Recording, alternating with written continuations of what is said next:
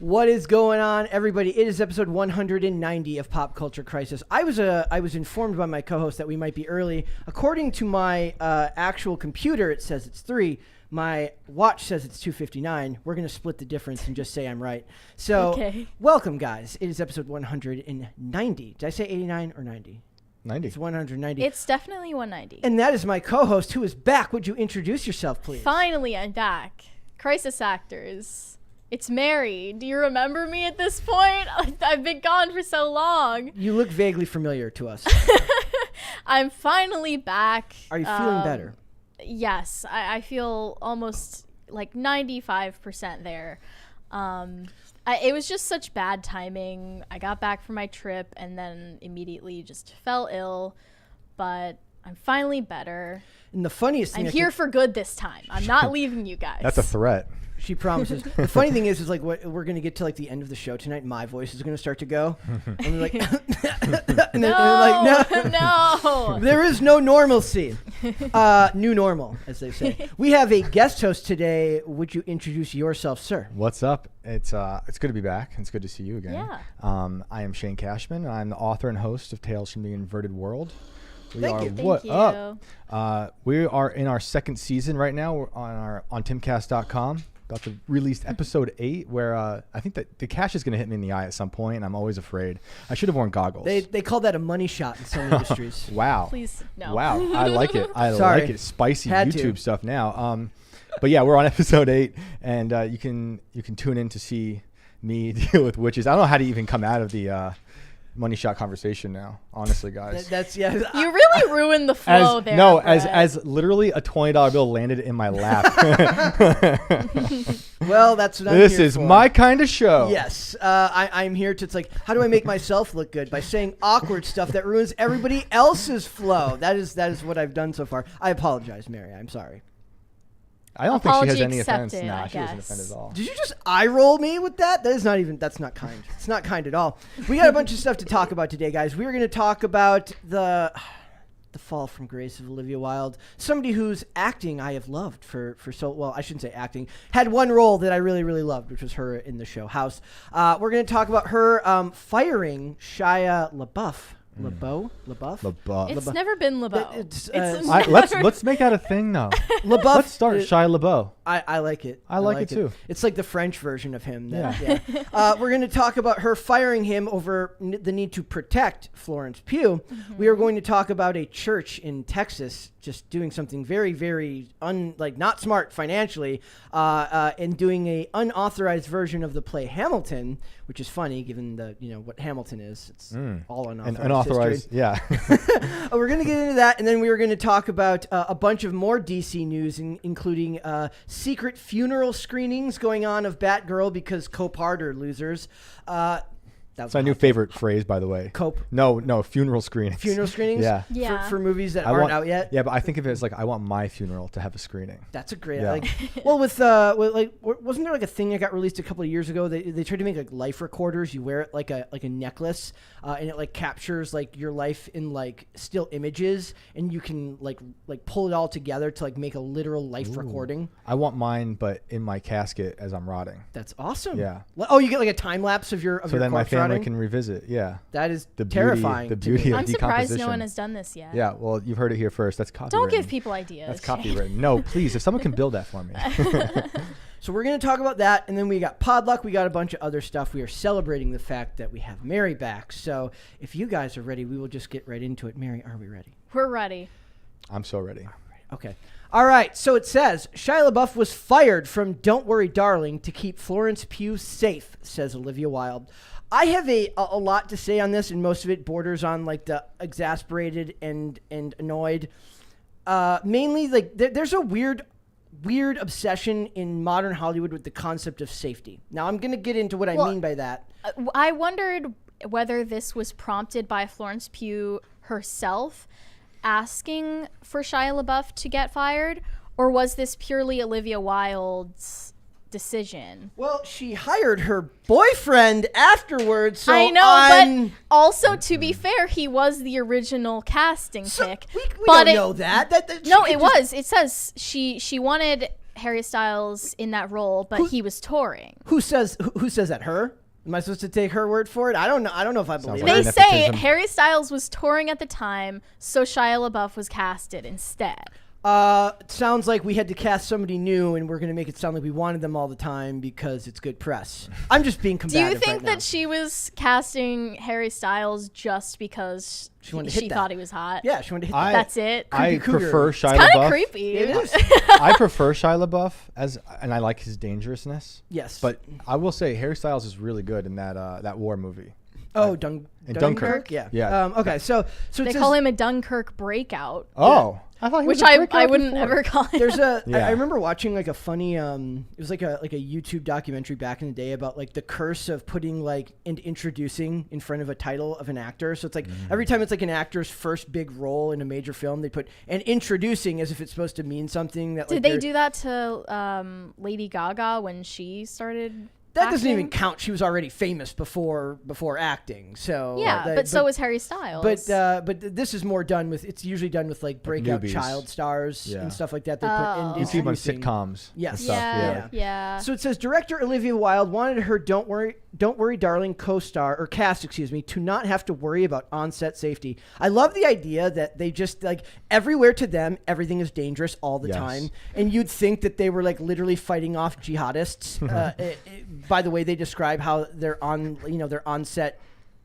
I mean, I like that she's talking about on-set safety when she is kind of being the creepy director. She's literally she's reversed the roles, and I didn't even include the article that was full of all the reversing that power dynamic that they talk about so often. They always project. Yep. Everything they hate, they become. Or they already are. I also want to point out that in no point in this article where she's quoted does she ever sound like an actual living, breathing human being. She sounds like a literal walking publicity It's super release. rehearsed and manicured, you're right. So it says originally Wilde was cast in the lead role of Alice, a suburban housewife who starts to question her husband Jack in their 1950s town Victory, California. Yet when Wilde decided she wanted a younger couple at the center of the film, she immediately thought of her Midsummer star Florence Pugh and Dunkirk breakout and international pop star, and you forgot boyfriend, Harry Styles. They weren't dating at that point. Well, then she's grooming him. She was grooming him. Grooming the adult. If they can call it, yes. Yeah. I'm kidding in that part. However, Styles was touring at the time. I don't believe that. I believe that he literally was. I believe and that then he was the touring. Pandemic canceled his tour. I believe that he was touring. I don't believe that he was the first choice. I'm just being a jerk right now because the article annoyed me. I say this as someone who is such an admirer of his work. His process was not conducive to the ethos I demand in my productions. Well, demanding sounds very, very rude. Yeah, that's a microaggression. Olivia, that doesn't sound very like you're listening and believing, and it doesn't sound like you're absolutely. You're not making it a very what would you call it, like an artistic process. It's it sounds funny very because dictatorial. She's talking about what she demands in her productions and then blames Shia LaBeouf for having a demanding persona on set. What I have learned from Olivia Wilde is that she's maybe the most terrifying in the world to her is the idea of like taking responsibility for your own actions, or that like what you do is not Olivia Wilde in particular, but everyone in Hollywood. I'm referencing there's that other article that I was reading from earlier off air, which wasn't super relevant to this, but the whole thing was like that. It's all feminist garbage.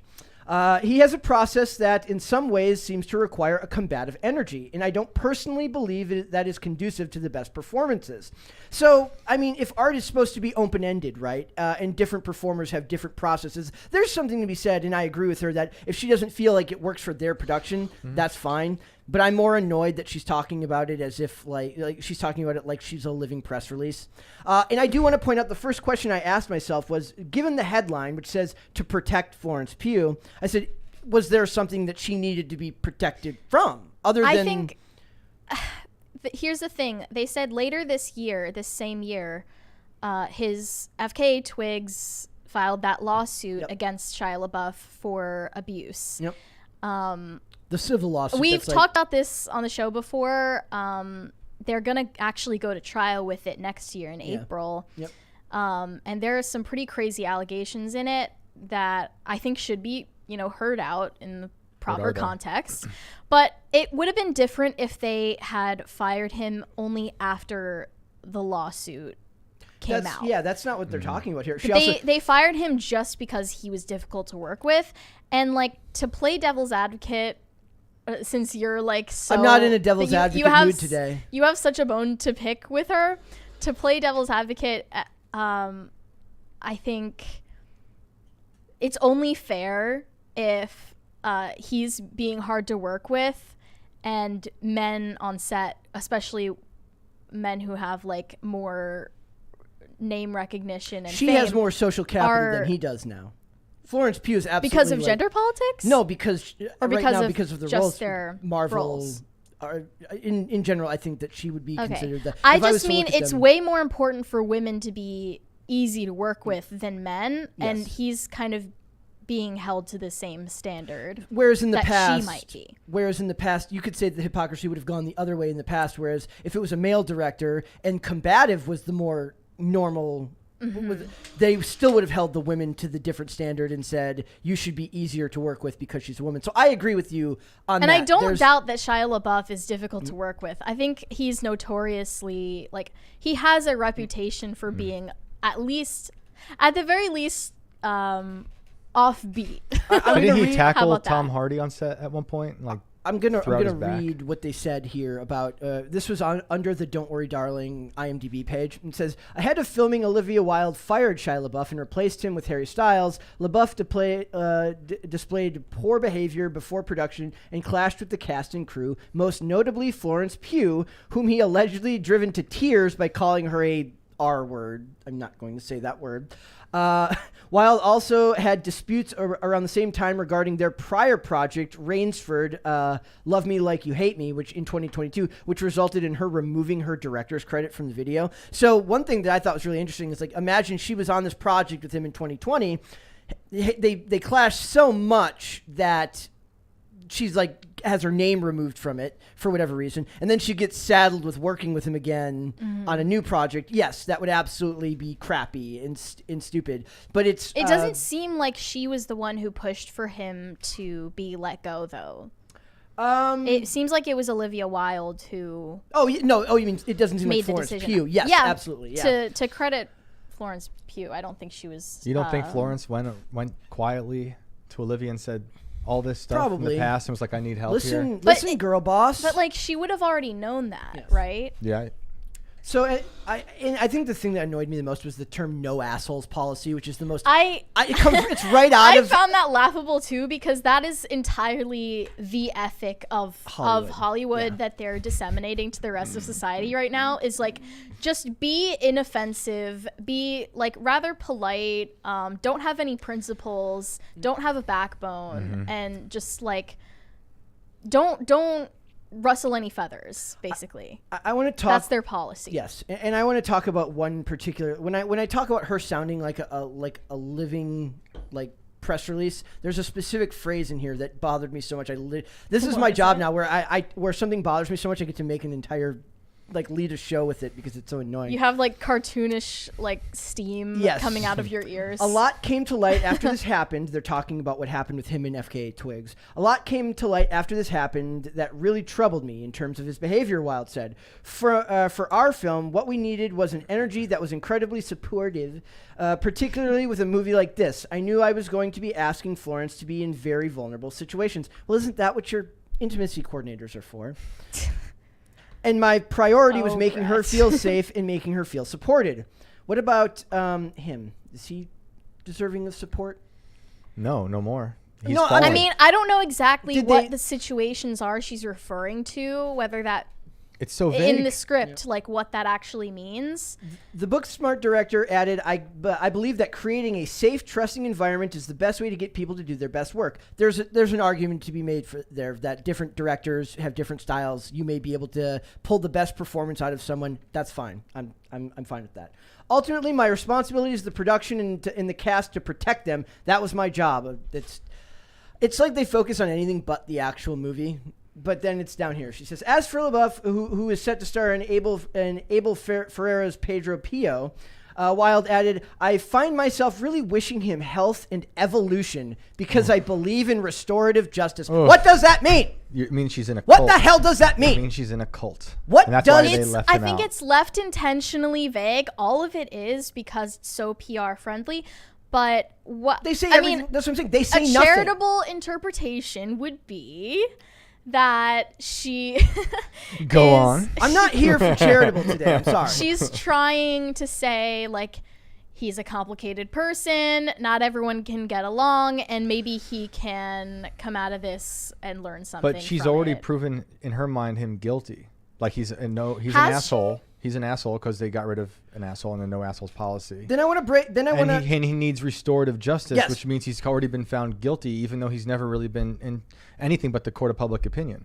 So I guess the idea is evolution is like she hopes he grows to be more like her and be less combative. In the cult. In the and then It is the all other one- about. Yeah, you're and right what- that it's all about not being combative, and the fact that they then casted Harry Styles. Right. who The she will poster boy. walk all He is- over. The poster He boy is- for emasculation. Yes, exactly. He is the prototype of like non-combative It's male. embarrassing. Right. Okay. Like someone who is just entirely neutered. Okay, I just want to say this also real quick though, and it's something that Mary was saying earlier. Is I do agree, or maybe it was Brett. Sorry, but I do agree with the director having complete control, and she feels like this isn't going to be conducive for her environment. Then so be it. Like it's the artist, would do what you want.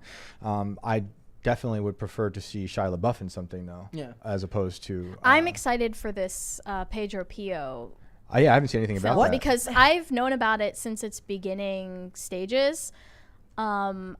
I didn't think Shia LaBeouf was like the best suited to be behind it because I know that he's kind of mentally unstable. And what- but how I'm do you interested know? in it as a Catholic film. Right. I don't want it to be a film that is sort of biographical information and takes away from the spiritual dimension of this person.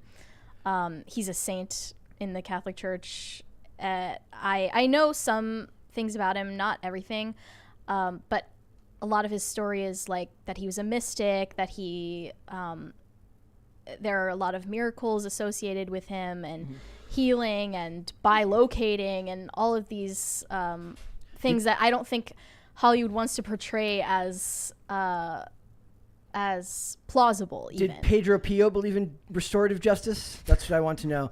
What the hell? I want to know what the hell restorative justice means to somebody not You have convicted to of a crime. lash yourself. I don't 50 think times. that she's the one who came up with those words. She's not. though. She's just regurgitating. She hired somebody She's a to come up regurgitator. And with her- these yeah. statements. Professional You're probably right. scumbags, So- the lot of them. You're- And by the way, you're none of probably what right. I'm saying means that I think Shia LaBeouf is a great guy because No. there's more than enough Yeah. evidence to say that he's combative and hard to work with. There's and all almost these part of things. me that wants to sympathize with Shia LaBeouf more because he is like actually just being a real human being, and sometimes that means you don't get along with people and you're mean Great art and born out angry of conflict. Right. and like it's extremely believable that he's not the most mentally stable guy. He's a former child star. Like I get it. I go back and forth also with this whole thing of creating a safe environment because on one hand, when you're trying to make anything, I think any drama or discomfort could be an obstacle to what you want to make. But on the other hand, I love things like Eyes Wide Shut with Stanley Kubrick and what he put Nicole Kidman and Tom Cruise through. Yeah. Would never happen today. And their marriage suffered because It destroyed their Yeah, marriage. Destroyed their marriage. But I love that movie. Yeah. And so it's like I'm always balancing that, and I'm thankful to mostly work alone when I'm writing and not have to deal with any of this stuff. So then my question is like I'm trying to think of like really famous. Somebody in the chat might be able to help me with this one. I couldn't think of off the top of my head like a really iconic female director. I know that there are more than a few adequate ones, but in general, when you think of like really famous movie directors, you're going to think of men. So And often that's because men have the personality traits necessary Catherine Bigelow. to be commanding yeah, on set and have a, The creative Wachowskis, I guess. a very individual creative vision. True. the Wachowskis maybe.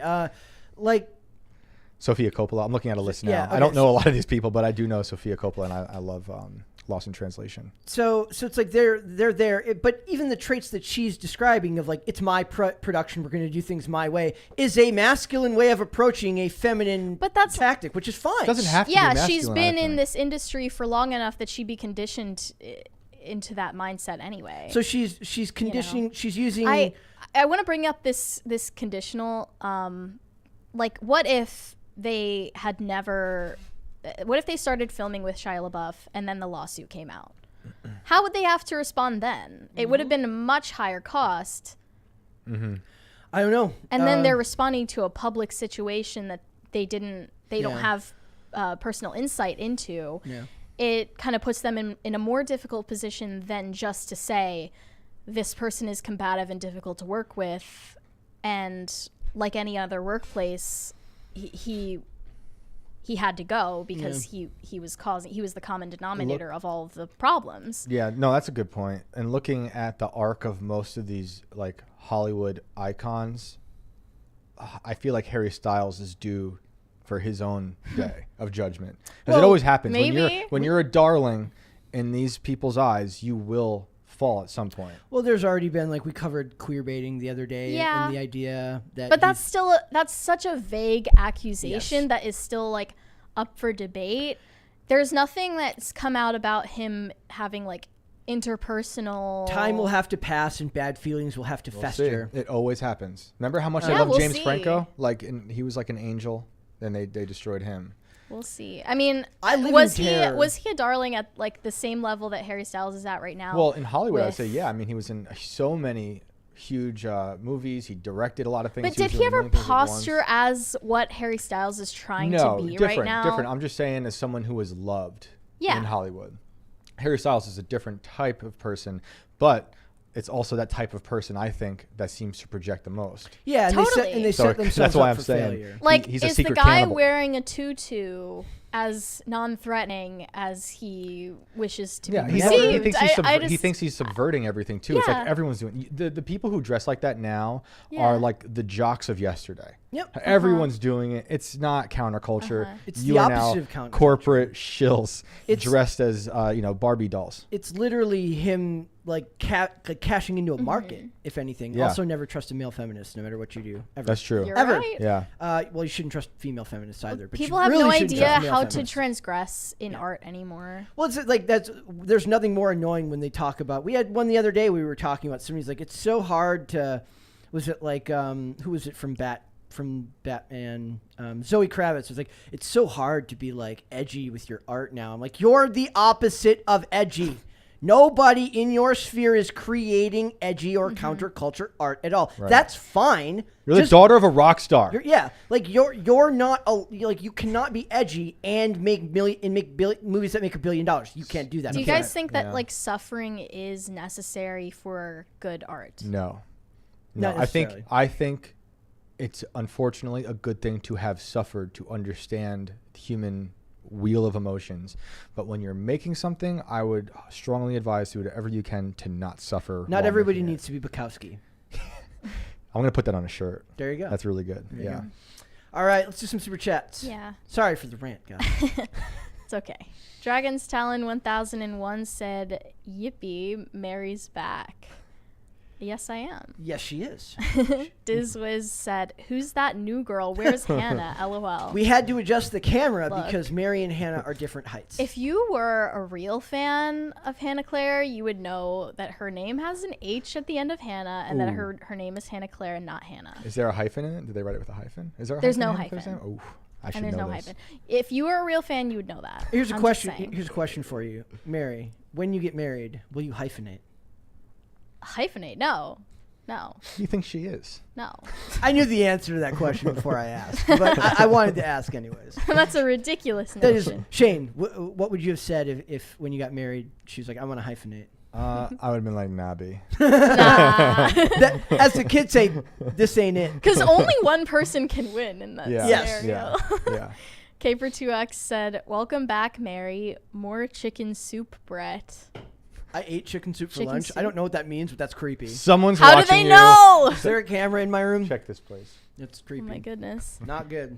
Alex Making Beds said, Mary, Mary, Mary, have you repented your cart heresy?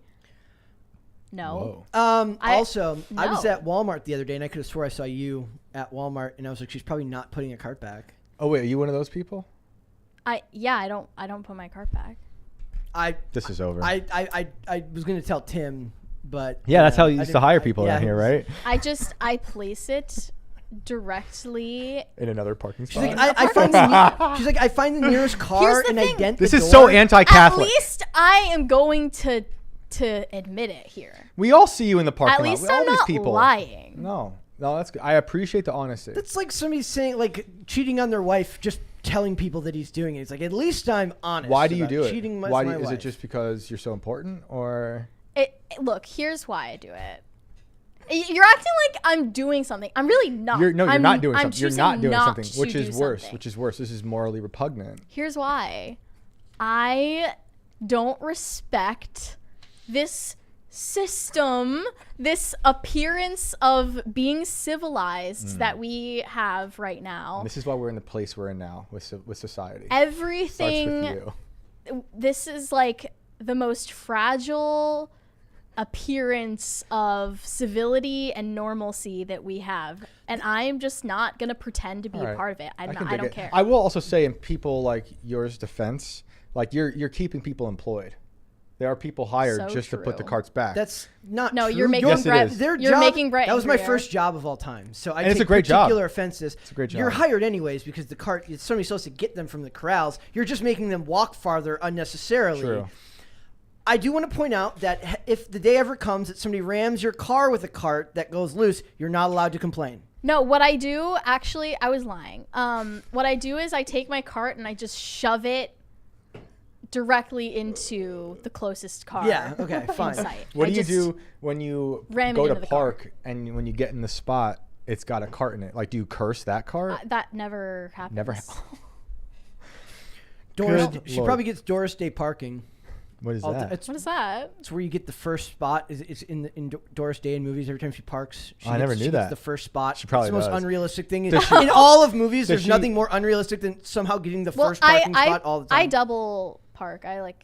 Oh my Yeah. gosh! Yeah. How did she get hired? What the hell? Wait, do you park in handicap So spots? in order to get hired, You don't here, park in handicap You spots. have to like do you park in respect handicap spots?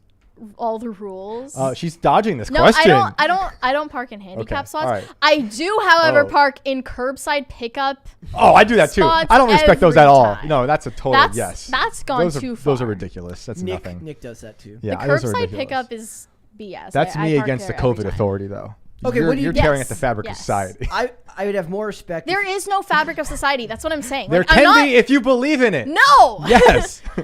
Let us move on. Okay. No.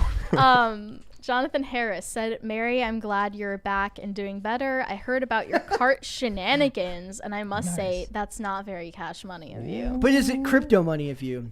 I want Yeah. to address everyone to. What? Okay, yesterday we talked about FN Mecca.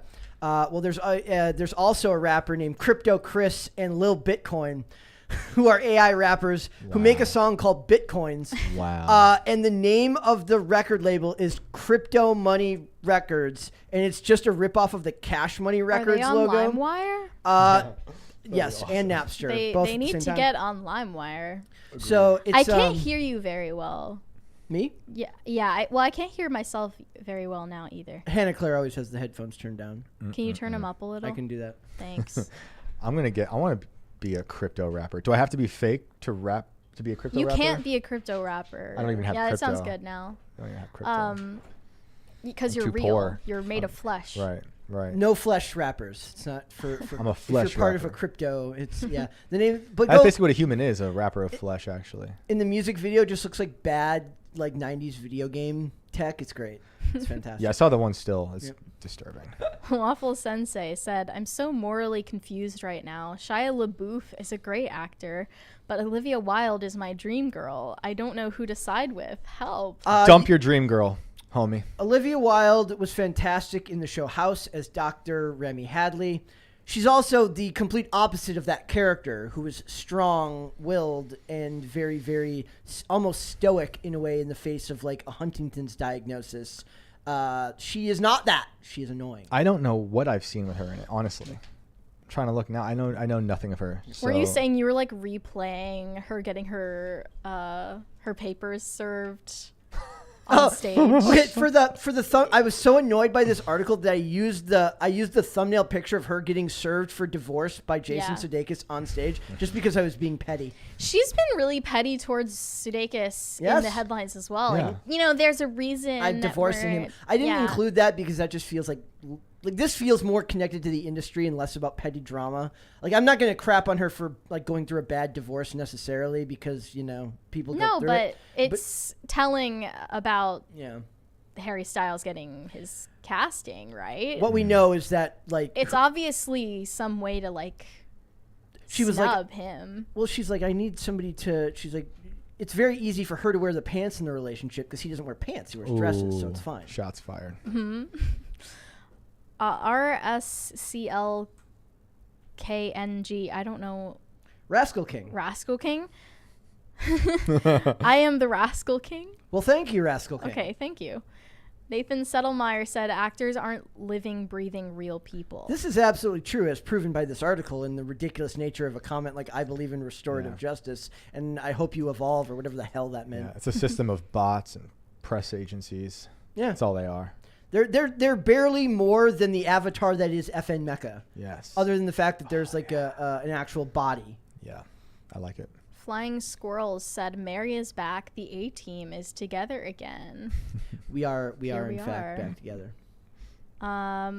Action Man said not returning your cart sounds like sloth, Mary.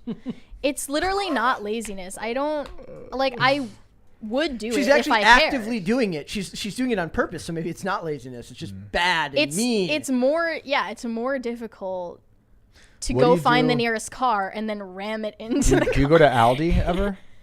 No. Because you have to pay for the cart, right? Don't you You have to put do. a quarter in the You cart? put a quarter and in you the don't get cart. your quarter You back. do? Unless You're kidding. You get the quarter back when you return it. Yep. That's crazy. They I've actually never have a been picture to of Aldi. Mary, Mary on has all like Aldis. She's not allowed. Mary has like a jar of quarters so that she doesn't ever have to return That's it. right, yeah. Justin Geelan said Brett, Shane, and Mary just missing Dane, and this could have been PCC's BDSM stream. Oh my God. That is... Yikes. Where's Dane? Yikes. Get him bro. up here. Dane is not in the office today. Action Man said oh wait, I already read this one. Justin Geelan said someone call the cart narc. Yep. Mary is a parking lot pirate. That is Ooh, you. that's a great She is, phrase. like, with that shirt, I guess, yeah. Parking lot pirate. Oh, yeah. Yeah. I wear too many stripes, I think. you're a It's stripe getting out person. of hand. Alec Bisson said Mary went to Ireland because she's secretly dating Seamus. I like the idea that you couldn't secretly date him here. You'd have to secretly date him in Ireland. like, Yes. you The guys Catholics know belong Seamus together. doesn't live there, right? Like, Am I exposing All him? Irish people do. Am I exposing Seamus right now for not living in Ireland? Does he tell people claiming to that? If be he comes Irish? back and he doesn't have an Irish license plate, I'm going to be pissed. Hava Owens said Mary's real height is 4'1" and double parks. Yikes. Wow. 4'1". Where are you getting that from? Yeah, I can confirm. You lose a foot of height because you don't put your cart back. No way. Yeah, sorry. Every time. I actually nothing I soon. ride in the child seat. Totally believable. She hires someone to push her around in a cart. Caper2X said the chicken soup is for the cart deficient Mary, DC boy. Howdy, Shane. Yo, I'm glad that so many people are a little upset with the cart stuff here. It gives What me is going on?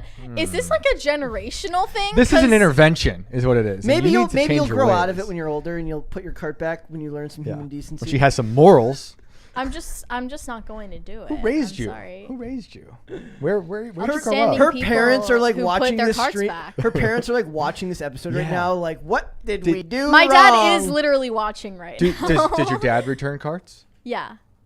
Well, thank you, What a Mary. rebel. What's your father's name? Well, I don't want to just Yeah. dox my dad. Yeah, let's dox him. now. We need address. What parking lots does he visit so we can confirm this? Not everybody puts their last name out there. We do, yeah. Fine. True. But still, I mean, raising a daughter that doesn't bring her cart back could be worthy of He talking. probably stopped watching once he heard that his He was daughter. like, you don't return your He cart. just shamed the family I don't name. even know you anymore. What have we done? Jonathan Harris said, I bet Mary doesn't use her blinkers as well. You're so right. Oh my You're goodness. Right. I'm not even gonna lie. Like, I feel like if I were really a bad person, I would just lie and say that I do these things. No, your but, like, honesty is appreciated. I'm trying to be honest, but your reality and is real disgusting. with you guys.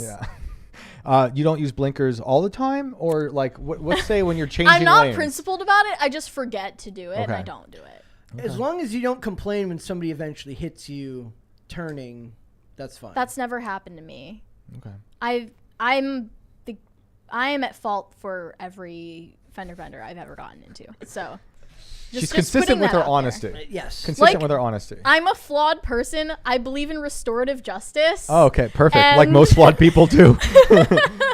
Do you exhibit road rage? No. Okay.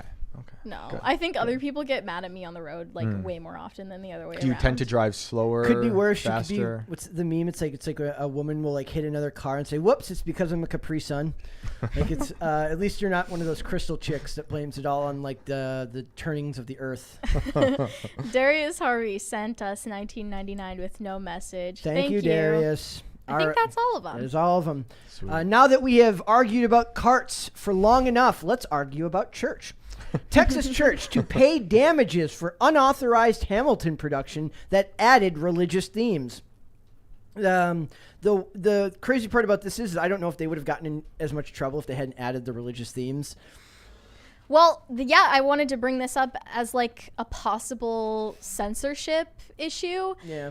And another thing I thought was like, how can this be an infringement of copyright if they're doing transformative things to their creation that make it fair? It makes it their own thing. Because it's not parody. They're changing the lyrics. It would have to be parody. Right, with and parody, adding scenes to it. With parody, there's a certain percentage of the whole that you have to change. So it's hard to say with this, like how much did they change? Because you can parody. Yeah, but they did. But this well, isn't now a parody. we can't even see their rendition of it because they had to take everything down. Yeah. Yep. There was one stream of it online, and I just want to know another thing: who was the narc? Like, who snitched on this? Could have easily been church in shared. Texas. It was probably shared on. Okay, is likely shared on somebody's Facebook. Some grandma or some aunt shared it on their Facebook page, and then their uber progressive niece who checks her Facebook page only to yell at her aunt for posting Donald Trump memes, saw it and was like, not on my watch, and somehow it got back to this. I just feel like this story is an ultimate, like, it's such a bad look because it's so like the big guy punching down at the little guy. Yep. It reminds me of it's not as egregious as the Disney with the taking the.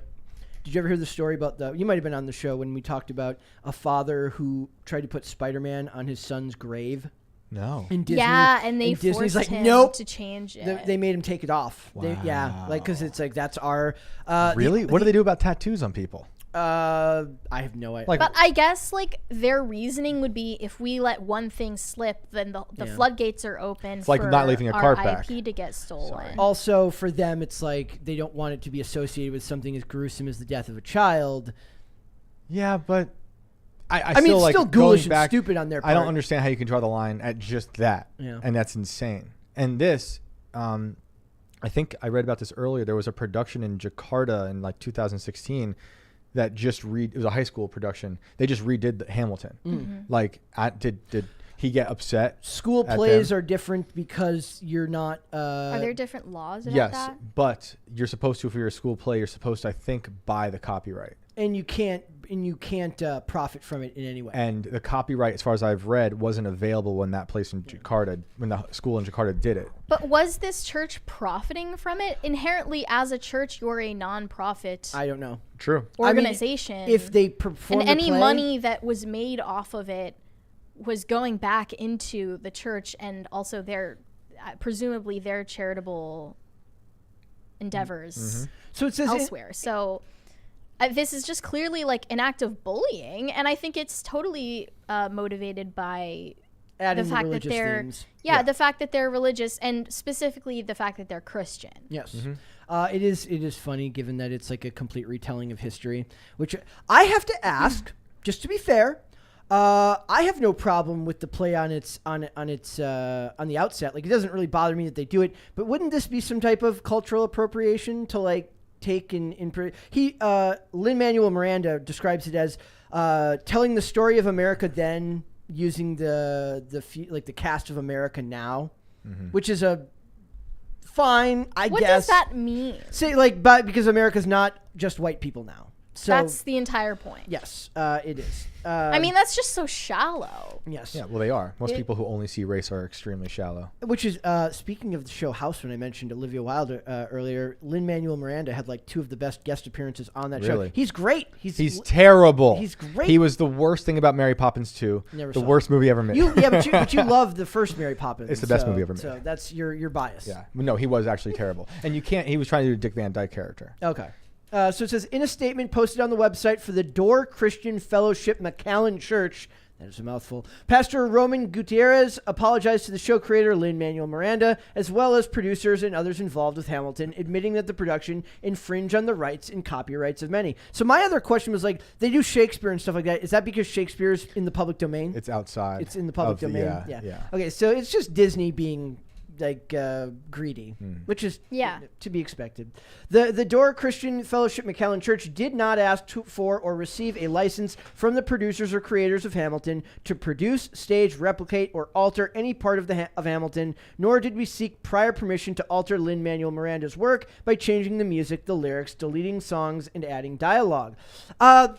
What's funny about this is like every movie's a remake now, so everything is a retelling of everything else. It's just they get permission before they do so. I mean, it would be cooler if the church just came up with their own. Like, somebody said they should have just called it Washington and just done the same play. Obviously, they were trying to appeal to things that are popular in the mass culture and use they did creatively adapt it. Yeah, and that's why I feel it's unfair to say they were stealing their intellectual property, because they changed the lyrics to their songs. They added things to the plot. They added scenes. I'm sure they took out a lot of things too. And it was not done for profit. Yep. I think this is just clearly motivated by who has power in the culture war. Yep. Gutierrez went on to acknowledge that the copyrights are protected by federal law. Well, that's your problem, man. You're standing for the man. Stop standing for the man, Pastor Gutierrez. The church could have tried to get a license, but it did not. Gutierrez had previously told the Dallas Morning News that he had received permission. He lied. That's not good. Shouldn't be doing. He didn't write this though. I recognize as the pastor. When I read this, I was so put off because it's so manicured. It's very PR. Oh yeah, the same way. The learning the opportunity. way he said, our ministry will use this moment as a learning opportunity about protected artistic works and intellectual property. Fake. Which doesn't mean anything. Who even says that? This guy didn't say this. And most egregiously that they'll pay damages for this. Oh. At the very least, Coward. just do the cease and desist and then call it a day. Let it go. Yeah. But this is clearly bullying. Mm-hmm. He repented and they're still making him pay. It's a show of power. Yeah. This is the new proselytizing for a lot of churches. I see is they're bowing to the mob instead of actually just doubling down on what they've just being proselytizing how you would normally. It's like now we have to flagellate. They went and found this sermon that Gutierrez gave where he referred to homosexuality along with, I think, substance abuse. He put him in the same vein as substance abuse struggles. Yeah. Okay. And then he has to answer for what everyone at this church believes about this social issue as a public figure, when he, this whole thing could have been a private matter. Yep. And never needed to be. They are basically being dragged out on the public stage. The worst and made part to answer for values that they don't hold and that they never claimed to espouse. Yeah. Yep. The worst part of all of this is that having to give is that they're not only are they paying the damages, then that money is going to charity, which is done as a virtue signal, because Disney does not need the money, at least not from them. But they're going to take it and give it to charity. Oh, the mob always collects taxes. Yes, and this is we were. Thank you guys. We were talking recently. We're like, I don't even remember which topic we were talking about. It might have been in the FN Mecha one, but one of them was like, it's not enough that they just give that they pay that they apologize. They need to pay restitution for their thought crimes, for their how dare they behave in this way, which is the most like egregious part of most of them. They had to donate the damages to South Texas Equality Project, which supports the LGBTQ community in Texas's Rio Grande Valley. I'm sure at least 5% of that money goes to the LGBTQ community in South whatever valley. In the other 95%, like it's going to people's salaries, administrative costs. All that BLM money went to someone's mansion or multiple mansions. Down with the consultant class. Literally, they are giving restitution payments to the consultant class. Yep. It's your society's lost when churches are like folding to struggle sessions. This is all I see. Yep. Like 1960s China Cultural Revolution. And I have a problem with most institutions, but to see a church go down like this and then use a PR stunt that sounds just like Olivia Wilde. Yeah, it's the same thing. Is disgusting. And them getting snitched on, probably by someone who initially was somehow personally affiliated with the congregation, or feels like a Red Scare thing. It feels like that's all they do, like turning in your neighbor to the Gestapo thing. Yep, that's all they do now. You can't trust anybody. That's and they encourage it too. They encourage you to turn your neighbor in. I've seen instances like this where people try to expose their own family members for improprieties and like politically incorrect comments. The last few years we saw that got accelerated. People were turning parents in or kids in if they were anywhere near January 6th or if they weren't wearing masks or all these things, and it's really and to see it happen in a realm that should be as like not political, but just entertainment in religion feels like that they should be like, you should be able to get free of the shackles of those types of ideas if you want entertainment that doesn't have that. But that doesn't exist anymore, unfortunately. I mean, but there's entertainment that has religious themes. There's there's entertainment that might not. There's entertainment that has these cultural Marxist themes in them. And to be fair, the church did include their own take on it, right? So I guess they didn't stay out of it either. They got involved in it. They were revisionists. They revised a revisionist play. they revised a revisionist play that's and I will never get over the hypocrisy of just blatantly doing this. Like we're gonna cover John Boyega tomorrow on the show, talking about like who should be cast for what role and all this stuff. And it really is just it's baffling to me why it's okay sometimes and not okay other times. There's very rarely any internal logic or actual consistency in people's opinions of these things. And the funny thing is, I advocate for a lot of things that still bother me because I don't believe that there's anything inherently wrong with the concept in general. Like when they race swap a character, the concept of that doesn't necessarily bother me, but the execution of it is almost always 99.9% of the time awful. So I have to continue to push for the concept is fine. All they have to do is do it the right way, but they never do.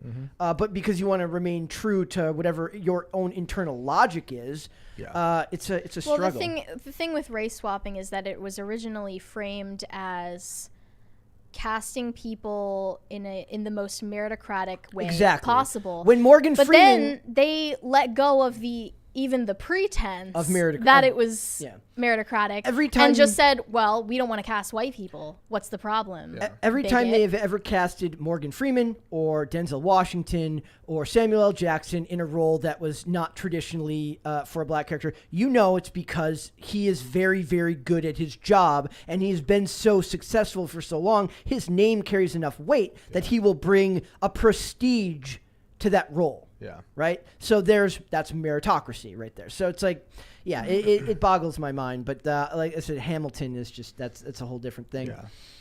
So let's do super chats. All right. Unless do you have more to say on this?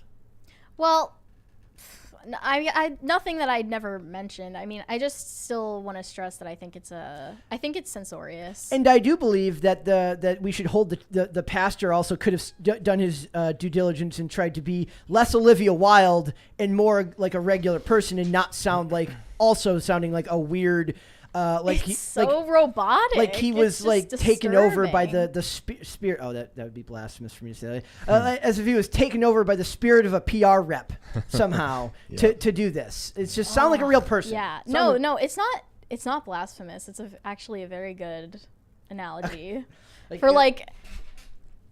Yeah. He channeled it's inspired by like the spirit of. He comes on the show. He's like, well, actually, we have a very important parishioner who is a PR rep who wrote that for me. Oh, well, that's fine then. All right, as long as it helped the community.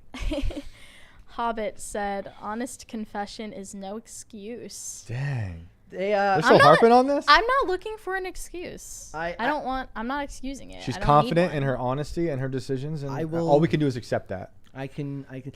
If we ever end up in this, if I ever get hit. But if I'm ever someplace and get hit by a cart, I will scream your name to the heavens and shake my fist like this and call you to make sure you haven't. If you get hit by a cart, you're gonna turn around and see me. Yes, thank you, thank you. Terrence Rice said, "Looked up FN Mecca and listened to the songs available. To be fair, it ain't it. It's an amalgamation of all the poop emoji rap of the current age." There are some diamonds in the rough, though. The funny thing is, like the point of the article was that he got the algorithm got in trouble for racist language when all the algorithm did was look at all the music that's been made before it and create its own version of it. Yeah, it's hilariously like the algorithm was made by the system. Yeah, the man and the system. The man. Well, you said that racist. The music industry has been weirdly left alone by... When it comes to, if you want to be misogynistic towards women and treat women like objects and property, just become a rapper or a musician of any sort. And I say, if the women want to be in those music videos and do that, go with God, my friend. I do not care if you... Horrible example. But if you want to do that, I have no problem with that. If you want to make those, we can make the argument, and we talked earlier last week about... being amoral, good for the culture, this and that. It's not my job to police what art other people make, whether they think it's good for the culture or not. But it is interesting to me that it weirdly gets left alone. It doesn't get people call it out for the misogynistic elements every once in a while, but you know what they do that keeps them from getting in trouble? They don't care. The artists just own it and are like, we don't care. It's part of our culture. You're talking about like the girls dancing in certain videos. And they don't care. But sometimes those women come out later and they like disown it. Well, that's my biggest problem with all of it. It's like Radikowski, she got famous, I believe, from that video with Pharrell. Robin Thicke. There is nothing more terrifying to a woman than owning her actions when she was in her early 20s. I'm kidding. I know all about that. I'm gonna have to answer for not returning my cart. In my early 20s. When you're older, you're gonna get a cart to the hip and you're gonna be walking with a limp. You're like, I should have been bringing my cart back all this. I lost a hip to this cart. I created a culture of lawlessness in the parking lot, and I am to blame for it. Yes, repent.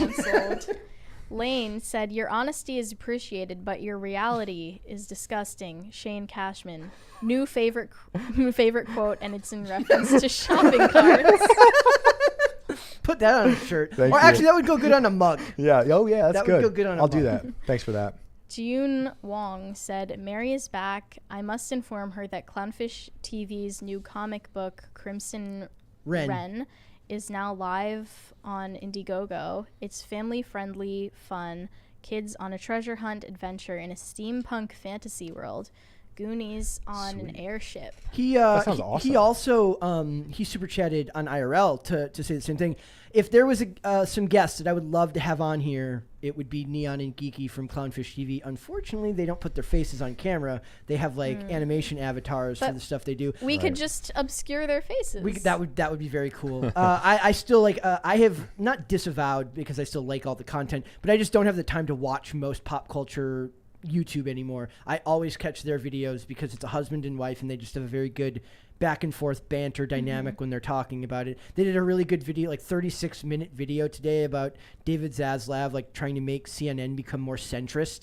and then the article just exposes how much they hate Middle America over there. They're like, can you believe they're trying to appeal to flyover states? Oh my God, how would they do that? And Geeky goes on this really great rant in there. They are very endearing. But yes, that's their new comic that's coming out. Caper2X said Church's problem was that they posted on YouTube.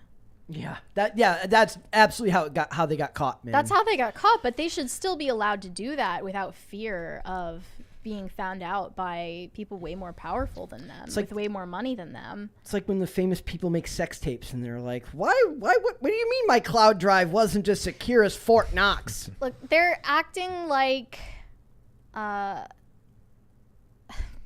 it's annoying because they're acting like the church was trying to profit off of this like community run play that was not made for profit. It was like any church. Churches aren't taxed like they're businesses. They don't make make money for just the sake of it, unless it's like some kind of huge mega church run by Joel Osteen. It was obviously made to like keep the church running, and they're just like kicking them around for the sake of it. I think it's gross. Yeah, it is gross. That's why I was looking at that thing in Jakarta, and that was before the copyright was even available, and I couldn't find anything from Lin-Manuel saying he disavowed them. You know, it's the inconsistencies of their anger is the most enraging thing to me. They were talking about it, James Lindsay. Thank you guys. Woo! James Lindsay was talking about repressive tolerance last night, and the fact that like their hypocrisy is not. It's not an accident because they don't feel any type of guilt over their hypocrisy because to them it's all part of the revolution, and they believe themselves to be evolved beings that are above such criticism, above moral center. Exactly. And it sways in whichever way is going to benefit them the most all the time. John Harrison said, maybe I'm the a-hole, but isn't returning the cart loving your neighbor as yourself? Faith without works. Be doers, not hearers of the word only. To this you say. I disagree. She's like, I don't live anywhere near them. I don't know their addresses. I wonder if something happened Walmart in Mary's past. my neighbor? Did something happen in your Walmart past? my neighbor? It's part of your community. Where like something happened with you in a cart? They're like sucking business out of communities. Okay, then let me ask you this. If it was an independently owned store run by a mom and pop grocer. I've never been to a mom and pop grocer, but if I were at a mom and pop grocer, then I would put my cart back. Okay. Hey, we're making headway here. Oh, I can't. You're not making headway. I mean, that was already my opinion. I still don't know if I. That was already my opinion. I still don't know if I agree. That was already my protocol. Usually, the people who can afford to go to the mom and pop place that costs more end up being better off people, anyways. And the people whose cars are going to get damaged by your reckless cart behavior are lower income people. But why are we dissecting this? No, I don't know why we're dissecting this either. No, because this is interesting. Clearly, it's a really good insight into your psychology. With people. Cart culture crisis. Yeah, we had this discussion on IRL like a week ago too. Like it's everywhere right now. Well, because there was a super chat that came in about. They mentioned it on air that you didn't. About me? Yeah. Oh, that's how it came up. Yeah, you're right. Yeah. You're right. People are really upset. We've been talking about it. I guess I need to respond to the backlash. Yeah. You do understand now that the number one thing we could create now is some type of merch with a cart. Like, please. A cart plushie. A ghost pushing a cart. Oh, that's good. I like that. But no, Ghost, she's not pushing the cart, though. It should be like me in the cart and you pushing the cart back into to the like corral. It should be like into like off a cliff. or it should be like Mary as Marie Antoinette. Like let them return them or something. Let them return carts. Yeah, we gotta find a much catchier slogan than that. Let them return carts is pretty good. Yeah. Let them eat carts. Hobbit said, "So glad my church never shut down and never masked up." Yeah, word. Yeah, you'd be the exception, not the rule. There was that pastor in Canada that you saw getting arrested because he didn't. Yeah. There were some insane things that happened. And my personal favorite, the baptism via super soaker. It's an absolute embarrassment. Waffle Sensei said, "I'm actually concerned about that chicken soup comment. Can we check that out? I think our Fed just outed themselves." We don't. Themself is not a word. Also, who in the house knew you were eating chicken soup, Brett. Hashtag Soupgate. I'm going to have to double check later for cameras. Who is tapping into the security footage here? This is very, very concerning. Mary is definitely only a Fed. I had chicken soup yesterday. Only a Fed would think they were so far above the law they didn't have to put their cart back. Anyway. Yeah. Yep. We're on to you. This is great. No, that would be too conspicuous. I would have to pretend to be one of us. Yeah, one of the cart returners. The people. Yeah. Golden Mecro said, "Mary, good to see you back." We are very happy to have you and your cart like anarchy. 2 other people. Like you may be a cart anarchist, but we love having you That's back. a good shirt too, dude. Walker Texas Danger said, do you think churches that try to appeal to popular culture in ways like this are also more likely to bend the knee when dragged? Seems so to me. Great question. Yeah, absolutely. Yes, exactly. The funny thing is like, because then when they got backlash for that sermon, he was like, "No, we're like welcoming to everyone, and please don't run our names through the mud." He was at the pulpit in a suit made of rainbows. All of a sudden, it was like unbelievable. That's kind of the never-ending battle for the church, right? Like if they're not being raised well in the family to continue going to church, then they have to try to find membership elsewhere, which unfortunately means capitulating to a culture that doesn't want them anymore. Do you think that's a new thing though? Like I remember churches, at least what I would see growing up, trying to compete in that like pop culture world, but never bowing to it. There's a great like Instagram that's like it's like a Catholic dude who makes fun of like Catholic rock, who like it's like about how bad it is. Like it's weird because it's not usually Catholics; it's usually evangelicals that do the whole like what's creed? Christian contemporary. What's creed? Do we know what denomination creed is? Do you even know what creed is? She's looking at me like she knows. What never are heard you creed. talking about? What? For real? Oh my goodness! With arms wide open. With arms wide open. It's kind of like Nickelback, but worse. Is that Catholic? There's something. I don't know what they are, but they're religious. They're very religious. Was Catholic or Christian, and Anne Boleyn's actually good music. Like my impression is that most of the contemporary Christian music is done by Protestants. Flyleaf, right? You mentioned we've talked about Flyleaf. Yeah, I like Flyleaf but that's because you don't the religious themes aren't really felt. It's still abstract. It's abstract enough that anyone can listen to it. If you know, you know, and but if you care, you care. Extremely literal. Actually, that's a good way of describing how it should be done, how these themes should be done in movies. It should be done as if you know, you know. Thank you. Like, thank you. Sweet. Like, it should be like, it shouldn't be beating over the head. It should be like, if you understand what the goal of that theme was, then you get it. But otherwise, it's still enjoyable. Yeah, I was just rewatching WALL-E actually, and I think that's a perfect example. There was a post I saw today. You haven't seen WALL-E? No. You would love it. I know. I really do want to see it. I sent somebody a meme earlier. It says WALL-E is the most right-wing Disney movie ever made. Yeah, I saw that too, and that was after I rewatched it. But I had been meaning to anyways because it's actually like really based. I gotta watch it. You should also watch a Goofy movie. Oh, I've seen that. Yes. That's the cheese tower they made. It's a leaning tower of cheese. Great movie. I saw it in the theaters. Is a single father. Single dad. Yeah. And a loving single dad at that. Yep. Goofy's fantastic. There's also an extremely Goofy movie, which has somebody who grew up skating. But that first Goofy movie with the Tevin Campbell music is fantastic. But what about the thing about Goofy being a dog owning a dog? Isn't that always weird? Yeah. Stop anthropomorphizing Goofy and leave him alone. Bad up. I'm not reading that. Hobbit said, "You only get one master. Can't serve God and money." Is that true? It's absolutely true. Darius Harvey said, "Welcome back, Mary." Thank you. We love you, Darius. Thank you for the big super chat. 1,000-Foot Deep End said, "When y'all get a system for fan mail worked out, Mary will be receiving the bill for my car's paint job to repair the dings made by loose carts." I like how we've now you are responsible for any and all carts that are not. I need to pay reparations to the cart victims. Yes. You are you are. It's car ding forgiveness. It's like student loan. Yeah, I am getting canceled. Yeah. This is unfair. This is cancel culture. Cancel cart culture. Francisco Sanchez Jr. said, "For the Mary shopping cart fund, we're gonna start my reparations fund." I kind of want we have a jar downstairs. It's the Alex Jones's right jar. We need a Mary Morgan's dinged cart jar.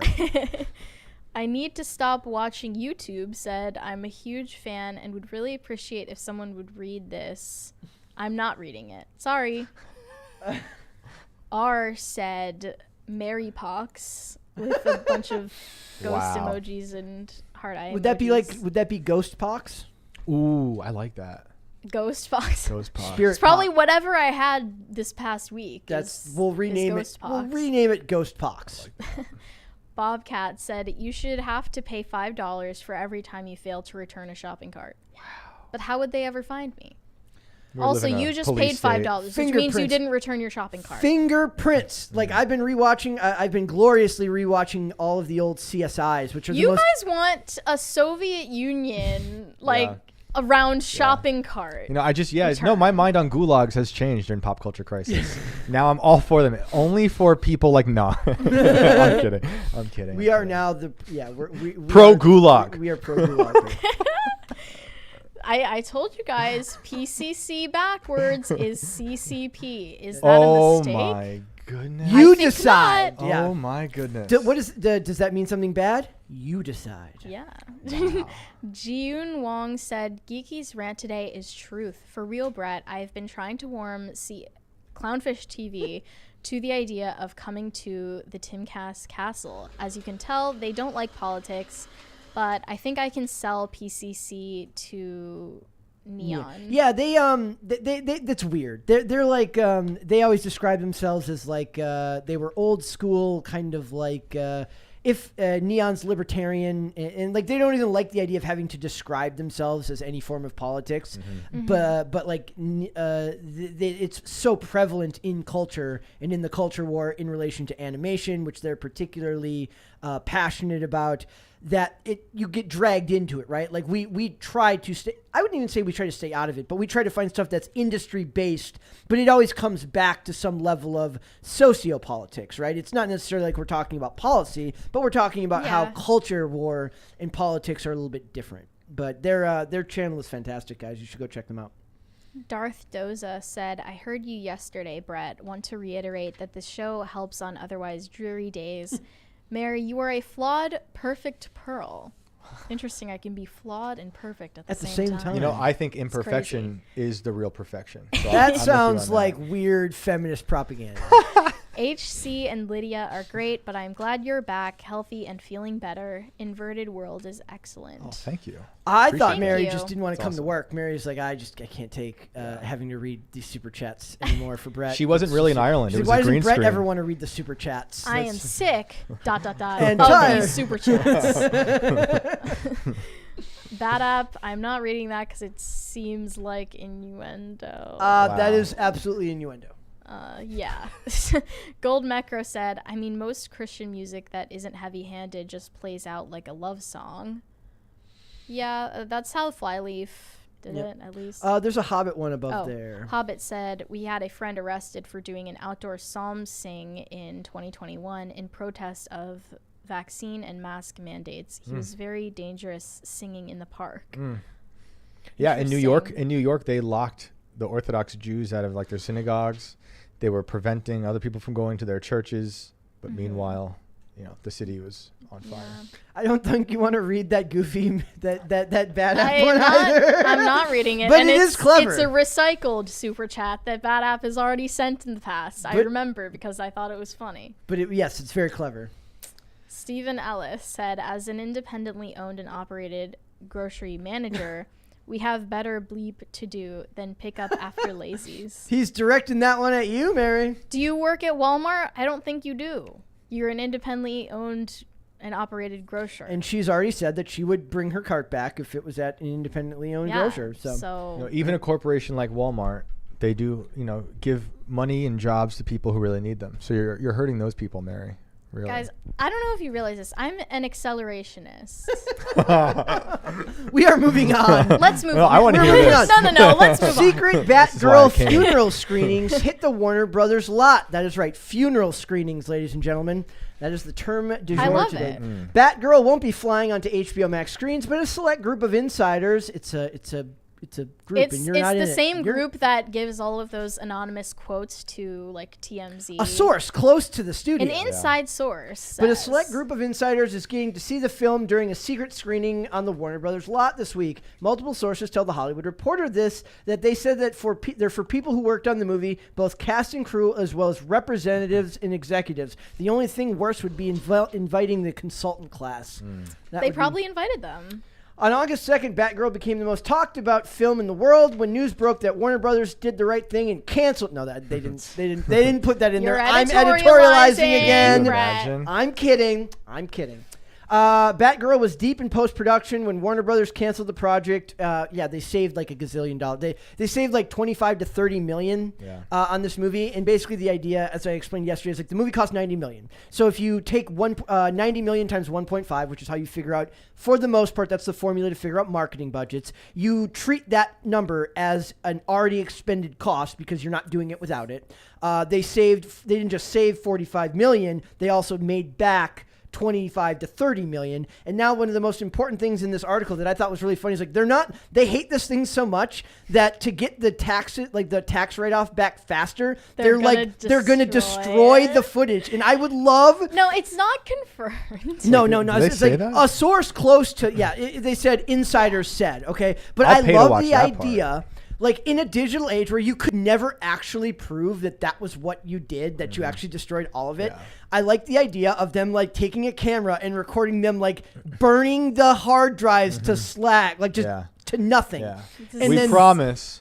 And we promise that there's no copies anywhere. Wink, like wink. I guess they have to show that to the IRS. Yeah, because they're saying that they could like get shaky camcorder video of on them a phone, physically destroying the last hard drive. So the funny part about that is it's like they would, when you're getting these like tax write-off, it's not a write-off, it's a write-down. When you get the write-down back, you get like a percentage right away, and then the rest comes out over a period of years. But they're like, they want it all at once. So they're like, oh, it's okay. Like, we'll just destroy all of it. It doesn't matter. But you can't really prove that no one has access to it because it would be so easy, especially with these like funeral screenings, for people to just sneak footage of it. Right. I and leak it later someone's got footage from the funeral screening. So it says, generally a studio will not get the full tax rate down immediately on a money-losing project, but rather will get a certain percentage right away and the rest over a period of years. It is unclear how much the project might make or lose over its lifetime after cable and other platforms. Several sources suggested that Warner Brothers might take the drastic move of actually destroying its Batgirl footage to demonstrate to the IRS that there will never be any revenue from this project. I mean, they're going to make money off of marketing. The next project is better than Batgirl. Like that would be funny if they're like, at least if the next like Shazam 2, at least it's not Batgirl. I think that this is the ultimate confirmation that it did have to do with the quality of the film and the acting, even though they claimed otherwise. Probably to save some people's feelings. Yeah. Well, they fired Shia LaBeouf over scheduling conflicts. Yeah. Mm-hmm. Clearly, it's part of the industry. It's all just about the appearances. My favorite was like, now COVID was also a great way to get people out of like contracts and stuff. Now they're like, oh, he's been a creep and he's hurting people on set. We'll just blame COVID because he's too powerful. We can't get him in trouble. So, is this one? You think it was to do with quality? I think maybe that wasn't the only factor, but them claiming that it wasn't a factor is at all disingenuous. Yeah, it's disingenuous. I do believe that it is more financially motivated, less by quality and more by just the fact that Zaslav seems to have a very, very strict and specific plan with how he's laying out the next 10 years. Were they really right to think that they had more money to make off of this tax write-down than off of releasing it to streaming? Well, how would they make the money? I mean, I guess you could make money through merchandising. I don't know who's buying Batgirl merchandise. You could make money through selling the rights off to... The cult fan base, you could Olivia use Wilde. the... Theoretically, you could make the money back by selling the streaming rights to other platforms. I know for a fact you can. I shouldn't say for a fact. I know that you can watch the Nolan trilogy, or at least you were very recently able to watch the Nolan trilogy on Netflix. Even though theoretically you would assume that it would only be available on HBO Max because it's owned by Warner Brothers. Right. So that makes more sense. Yeah. So there's money to be made. Are they going to make back the $45 million that they were going to spend on advertising? I don't. No. Maybe it's quality, and maybe it's he's also like, I'm trying to regain trust in this brand, and like this is gonna look so bad because like, how do you define quality? For us, even the three of us would see quality differently probably, but and then it's how do we see quality? How do we define it against the people who worked on this movie who loved it? And then Zaslav, how do you say this guy's name? David Zaslav. Like, what is he define it also as quality? It speaks to the precedent of what they're trying to create, right? So I believe that if this had been a TV show that was being made, they would have left it. Because they seem to have less of a problem with, maybe this works better with a smaller budget when it's 8 episodes than as a big movie that gets no return on its investment right away. So if they had made this into a show, I mean, they left the Blue Beetle movie alone. As far as I know, that one's still coming out. So that's an L against the people who say that this has to do with diversity, because that's not the case, because the Blue Beetle movie will absolutely be like that. It goes against the narrative there. Plus, they canceled a lot of other projects. I mean, I've been like, at one point I tried to source I was going to do a topic like all the cuts that they've made. It was like 30 tabs, like of all like between projects, executives. They just laid off a bunch of people in like the Netherlands and Denmark on their marketing and production teams over there. So it has nothing to do with Zaslav being anti-diversity. Yeah, he got rid of J.J. Abrams. He got rid of Abrams. He got rid of the Abrams Batman Cape Crusader cartoon. Like, it's got nothing to do with that. The dude's he's a numbers dude. I find it interesting to see how he's working, like just what he's shuffling he around, cutting stuff. Like I'm very intrigued and I want to see what this is all gonna come to. He spent $100 million marketing He spent $100 million marketing the House of the Dragon, because he knows that will make money. Because it had 10 million viewers offset, which is only 20 to 30% of what the total viewers for that episode would be. Still not as good as actual Game of Thrones, but it's going to make its money back. Yeah, right? To be fair to him, this Batgirl went into production before he was in charge. Yes. So he doesn't want to be credited with something he doesn't believe in that does badly. That's what he talks about in the things like, we're only going to put out stuff that we're 100% behind. Yeah, and that means that he saw it at a test screening, and I don't think he liked what he saw. And we also have this that they to be totally he should be totally honest and say like his real reason. He walked it right outside and shot it, and then showed the IRS. he's like, well, he really hit it in the back of the head with a shovel. True. He ran it over with one of the Batmobiles they have on the set. It said "Flam." I found comparisons to Snyder's Justice League not even funny close. Because just think about the fanfare behind that and people wanting the cut of that movie so badly. Years of people begging for it. Yeah. There would never be anything. Batgirl's almost memory hold already. Yeah. There's no comparison. So I do think that there is money to be made in the future by making a documentary about it getting canceled and all of the hoopla behind I want like an office style thing where a camera creeps in as they're like smashing the hard drives with sledgehammers that they take from a prop set. There's way more interesting. There's also been a lot of talk about things being taken off of streaming services because of the Amazing World of Gumball movie. It was from Cartoon Network. It was gonna go on Amazon Prime, I believe. Yeah. And then they rejected it. And HBO Max has been ruthless with their cutting animation. They're gonna shop it around other streaming services, but people started saying that. Thank you. Is that number 3 today? 3. Thank you. Soon, guys. Me and Chris have been working out. We may have like a crisis party counter on the screen. Oh, nice. Yep, we're working nice.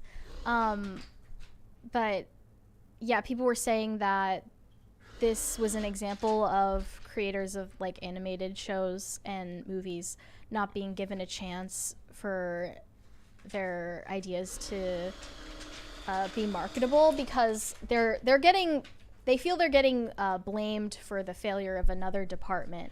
Basically, that they should only be responsible for making the best quality product, the best quality story and animations, and that the department required for monetizing that is the one that's failing. The marketing departments. Yeah, and that's why they want reboots, sequels, etc. And then the creators of new things are getting blamed for the failures when they're not even being marketed. There's like nobody zero hurting. marketing budget for new things. We talked about that with the it's like the lesbian vampire show, and the creators like, well, they started the campaign advertisement by talking about how it was lesbian vampires, but then they never really did anything else beyond that. I'm like, well, when they market yourself as like, what they've done is they've turned like anything with modern identity politics into it. The marketing never gets past the elevator pitch stage, where it's like Rambo, but with like gay people and this and that, like, which is like fine, make your movie, but like then you have to market it and make it more than that. It can't just be that. But the marketing departments never get past there. There's nobody failing Hollywood right now more than really bad marketing departments and really, really bad HR departments. They've also moved James Wan's, they moved Aquaman and the Lost Kingdom from March 17th, 2023 to Christmas Day, 2023. I'm disappointed as a dedicated Amber Heard stan. And then they moved Shazam Fury of the Gods into the place of where Aquaman was before. So now Aquaman is Christmas. Yes. Christmas next year. Yes. Like a movie about being in the ocean is at Christmas. Yes. How does that make any I believe sense? the last one came out at in like November or whatever. It's fine. That's it's not like I'm going to the movie and I'm supposed to like imagine myself in the ocean. Well, that's no. Well, yeah, but there is something to be said for like, you know, horror films are released around Halloween and it should make some sense. But there's also with Disney taking up so many slots, there's only so many you can do without being in direct conflict with another project. Yeah. One of the reasons they moved Shazam was because Avatar 2 was taking up all the IMAX screens at that time. Like they won't be able to get showings at the end, and they want to be able to show their movie in IMAX. So this is, if anything's hurting Warner Brothers worse than like all the other stuff's being talked about, it's like every movie has gone through like 9 date changes, where it's like I would like to see somebody do a really funny skit where they're like really excited for a movie and they mark it on their calendar, and they have to keep buying new calendars because they keep moving it and they keep having to. If they move Joker, I'm gonna flip a table because it's already like. It's in another presidential administration. I bet you the Joker doesn't put his cart back either. The Joker? Oh yeah, for sure. Joker leaves his cart. The Joker actually like probably takes the carts out of the corral and puts them in places somewhere else. See, I'm just following his ethic, okay? It makes everything better. I'm sort of like Joker from the movie Joker. That's you. You could be like Lady Gaga in the sequel. I don't know if I believe in it yet. With blonde hair, I mean, I guess you could be like Lady Gaga in the fact that you're both like. But she's not going to be Harley Quinn. I have seen conflicting reports that now say she is playing that role. So I don't know. What else could she do? Either way, it will be interesting to say. I'm more excited personally about Shazam. Fury of the Gods than I am about the other two. Shazam is the only one of like. You liked that trailer, and I love the first one. I love the first Shazam movie. It's gloriously inoffensive and family-friendly fun. It didn't make a lot of money, right? It was only in like the 350 range. That's fine. It's not like Zachary Levi is not the world's biggest action star. He was great in Chuck. Chuck is a. Oh, that's right. That is that guy. I haven't seen Shazam yet. Yep. The first Shazam is very, very good. It's like there's like a tier now, right? Like with Marvel, not every movie is going to be the biggest blockbuster. It's not going to be Spider-Man. Eternals and Shang-Chi are going to make less than that, and so you can expect Shazam is not going to make the same amount of money that a Batman or a Superman movie would make. It's still going to make a decent amount, but it won't make that level of money. It will be interesting to see what Black Adam does, given that it's got The Rock's star power attached to it. Though, to be fair, I don't remember the last time The Rock actually made a good movie. If I'm being completely The Rock just plays The Rock usually, and this is going to be a new thing to see from him. People are kind of cringing at The Rock's posts, like hyping up for. We need to get Marvel and DC together. Like, oh god. Oh man. Tell me you've never read comic books without telling me you've never read. I'm picturing when he said that he should have been playing Marvel vs. Capcom on his like Super Nintendo. I'm fairly interested in the Rock ones. I'm sick of like the over the top bleakness of that type of character. It doesn't look like a fun movie to doesn't. watch. And It's got Sarah Shahi in it, attempts at jokes that I saw from the trailer were not funny. All superhero movies are like required to involve humor that's legitimately I really feel like they like, I talk a lot about how the idea is like it's very rare to actually meet people that are funny. Like most people can be, you shoot for mildly amusing. If you're funny and it's not like a meme that you're like, most people, if they're funny, they're reading a meme somebody created or something like that. Very few people are legitimately knee slappingly funny. But with superhero movies, it's like they purposely hire people that are bad at like they know they're not funny and they're like, you want to come write jokes for our movie? Because they need it to be as lowbrow as possible. But it has to sound like Joss if you want Whedon it humor. to be dark and serious in its tone, then you don't need to insert that at all. They need to find like a middle ground. I thought Venom has some good humor in it. Yeah. The first one. I didn't see the second one, but I really enjoyed the first one. It was really twisted. Yes. Dark. Did you see it? No. Venom was good. Yeah, I liked the sequel was meh. Yeah. It's The too sequel's bad. meh. I like Tom Hardy though. I love. So, Yeah. so. With Black so- Adam, it almost seemed like they were going for like slapstick Right. type of humor when he's literally killing people. Isn't that It's hilarious? Just, it's just odd. But It's I've been not- in a theater a lot where it's that you see that kind of humor and I'm not laughing, but the whole audience is laughing. Yep. Because it's just like people have makes you different feel definitions. crazy, doesn't it? Well, every day does in this world. All right, let's do super chats. Carnell said, "Is Mary also the type of person who doesn't return the plates and utensils to the bus tubs and just leave it on the table, i.e. at Panera Bread? Inquiring minds want to know."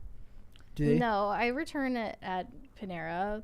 I usually, So why there, not in the parking lot? I don't know. In the parking lot, I'm just going for like chaos. I'm just How about trying to like how about this? ruin someone's day. Could we ask for you to like? Would it be so hard to like? Maybe if there's no parking spots close, right? I don't expect you to put your cart back, but maybe when you're coming to park, you look for like a spot next to a corral. Yeah, so I it requires- used to do that, and now I don't do that. Of course not. Of course not. Yeah. It's fine. Chaos she wants. Bad App said, "I make it rain $2 bills, baby." $2. Who's on the if $2 you're wondering. bill?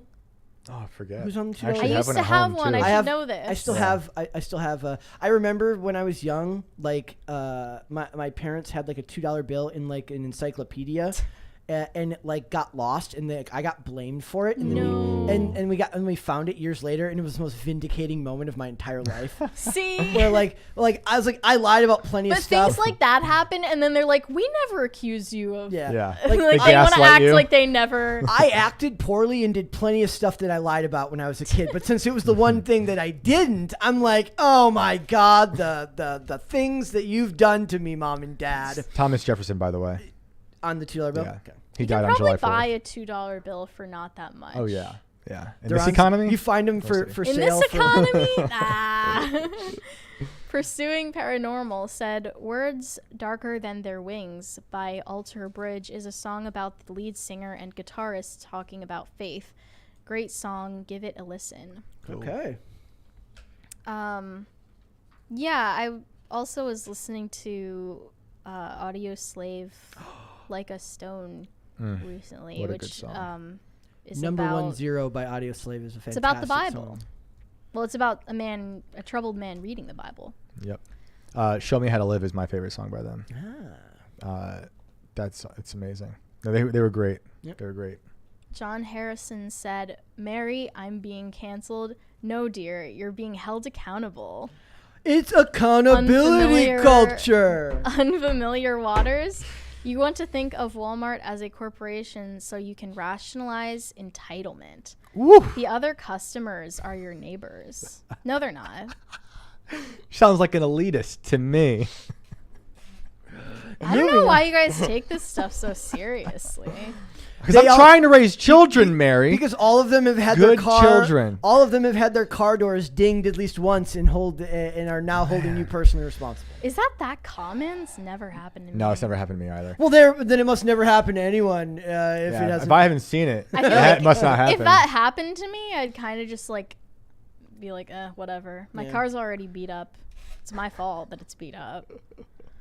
Jiyun Wong said, I propose this solution to the cart problem. Are there is this 90% super chats about the cart? They're very passionate. I didn't even expect you to remember this. This really is an intervention. This happened how long ago?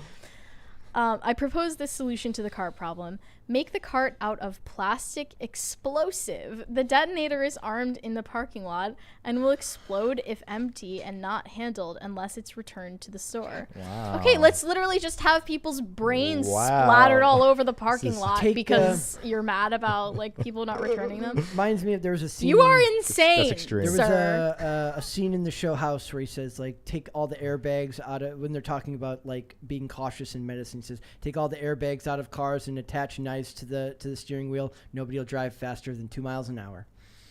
Make all the carts out of it. I just want to say, it's not entitlement, because if it were entitlement, it would be oh, I don't have to do that because I'm better than the person who returns carts. My thing is I don't care if anyone returns it. So now we're dipping into nihilism. Are you a nihilist? She's talked about that before. We've talked about nihilism. In the Walmart parking lot. Yes. So you're a fluid nihilist. She doesn't depending on where you are. It's people say you wake up and choose violence. She wakes up and choose nihilism. I feel as an accelerationist, if the cart wrangler decides that day that he's not going to do his job very well and he's not going to go run after that cart, then so be it. Good for you. I wonder then what it is about returning the chain reaction. Returning the trays at Panera that makes you do it. Is it because you also have some sort of responsibility to yourself to return this thing that you made an actual mess of?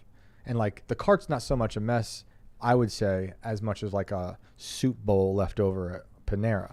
And maybe you do feel some sense of responsibility there to clean up after yourself.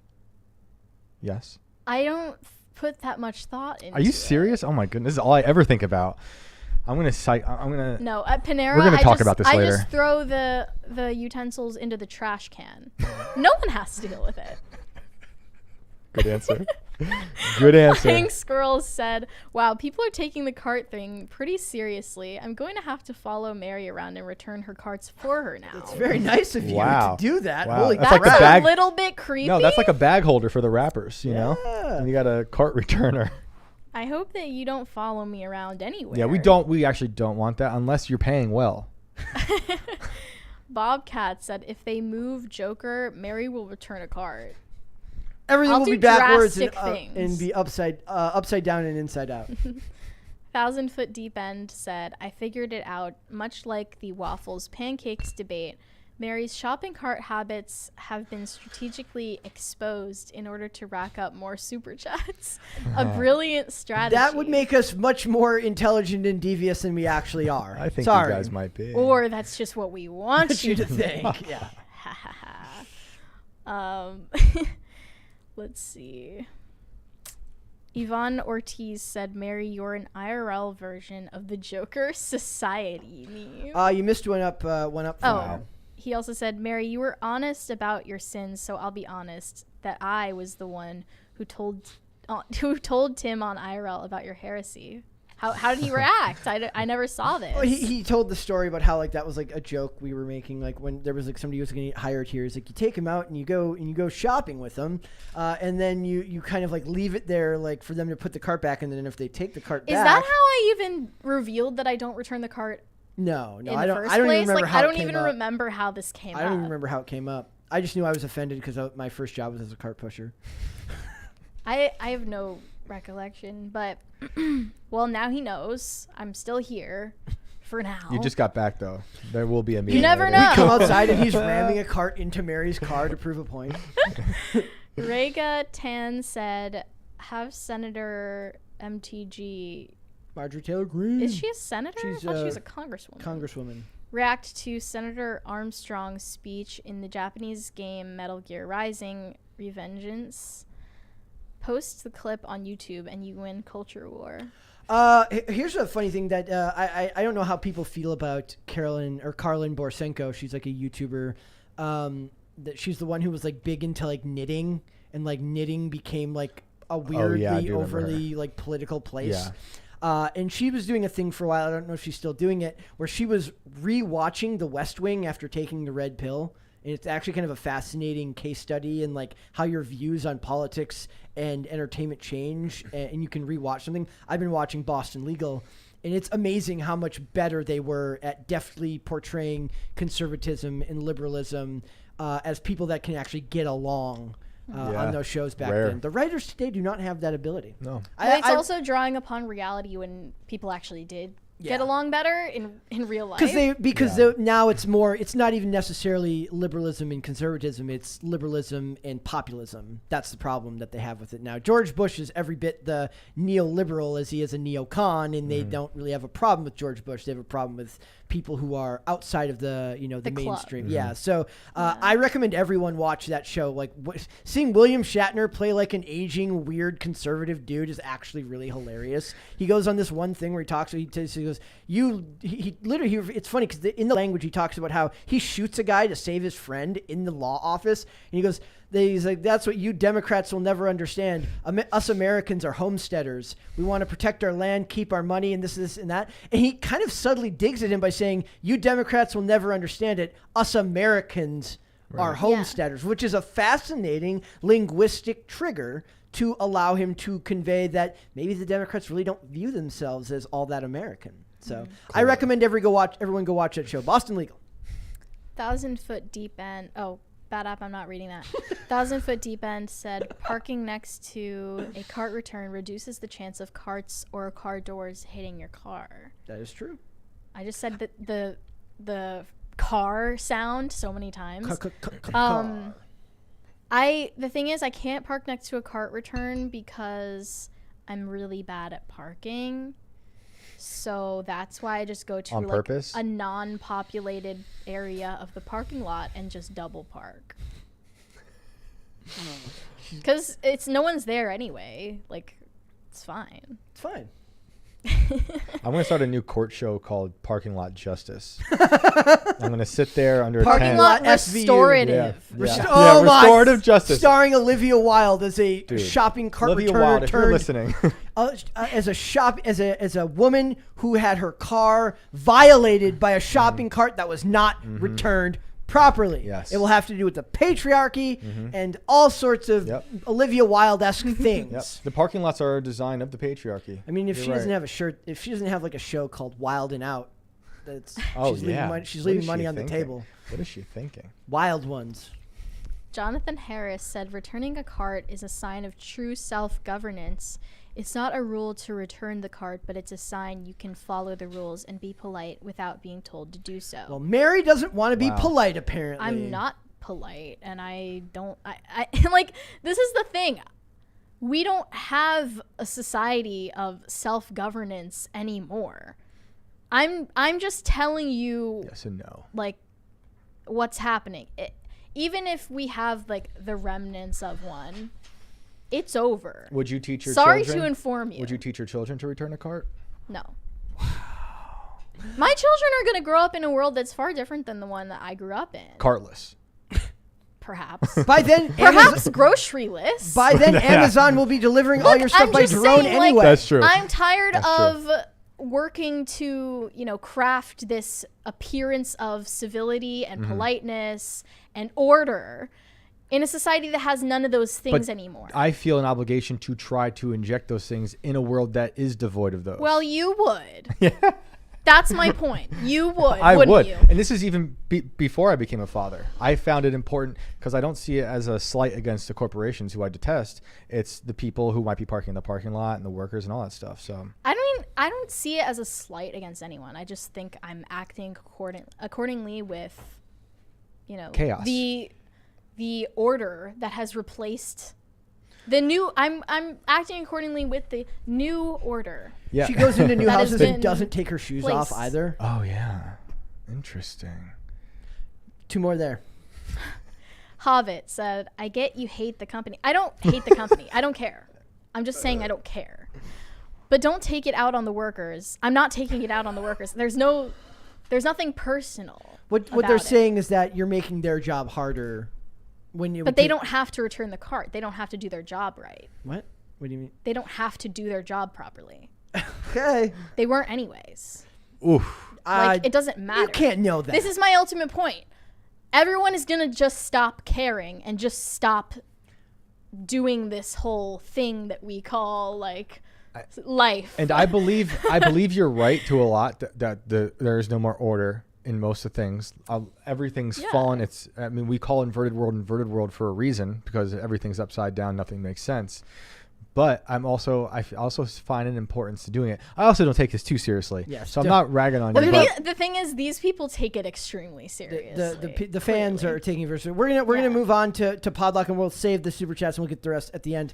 Are you sure? Okay. No, I want to really discuss this a little more. Imagine. Can we do another 30 minutes with Mary on the cards? Okay. All right. Spirit Awards to implement gender-neutral acting categories. I made the prediction a while ago that this was going to become far more common, and it absolutely is. Well, we talked about it with the British Independent Film Awards. I don't know if we talked about it with the VMAs, though. Not with the VMAs, or with like the MTV Music or the MTV Video Awards or something is also doing it. So it says the awards ceremony, which honors the best in independent filmmaking and television production, will now present 3 films at Film Acting Awards. Isn't MTV the VMAs? Yeah. Am I crazy? Yeah.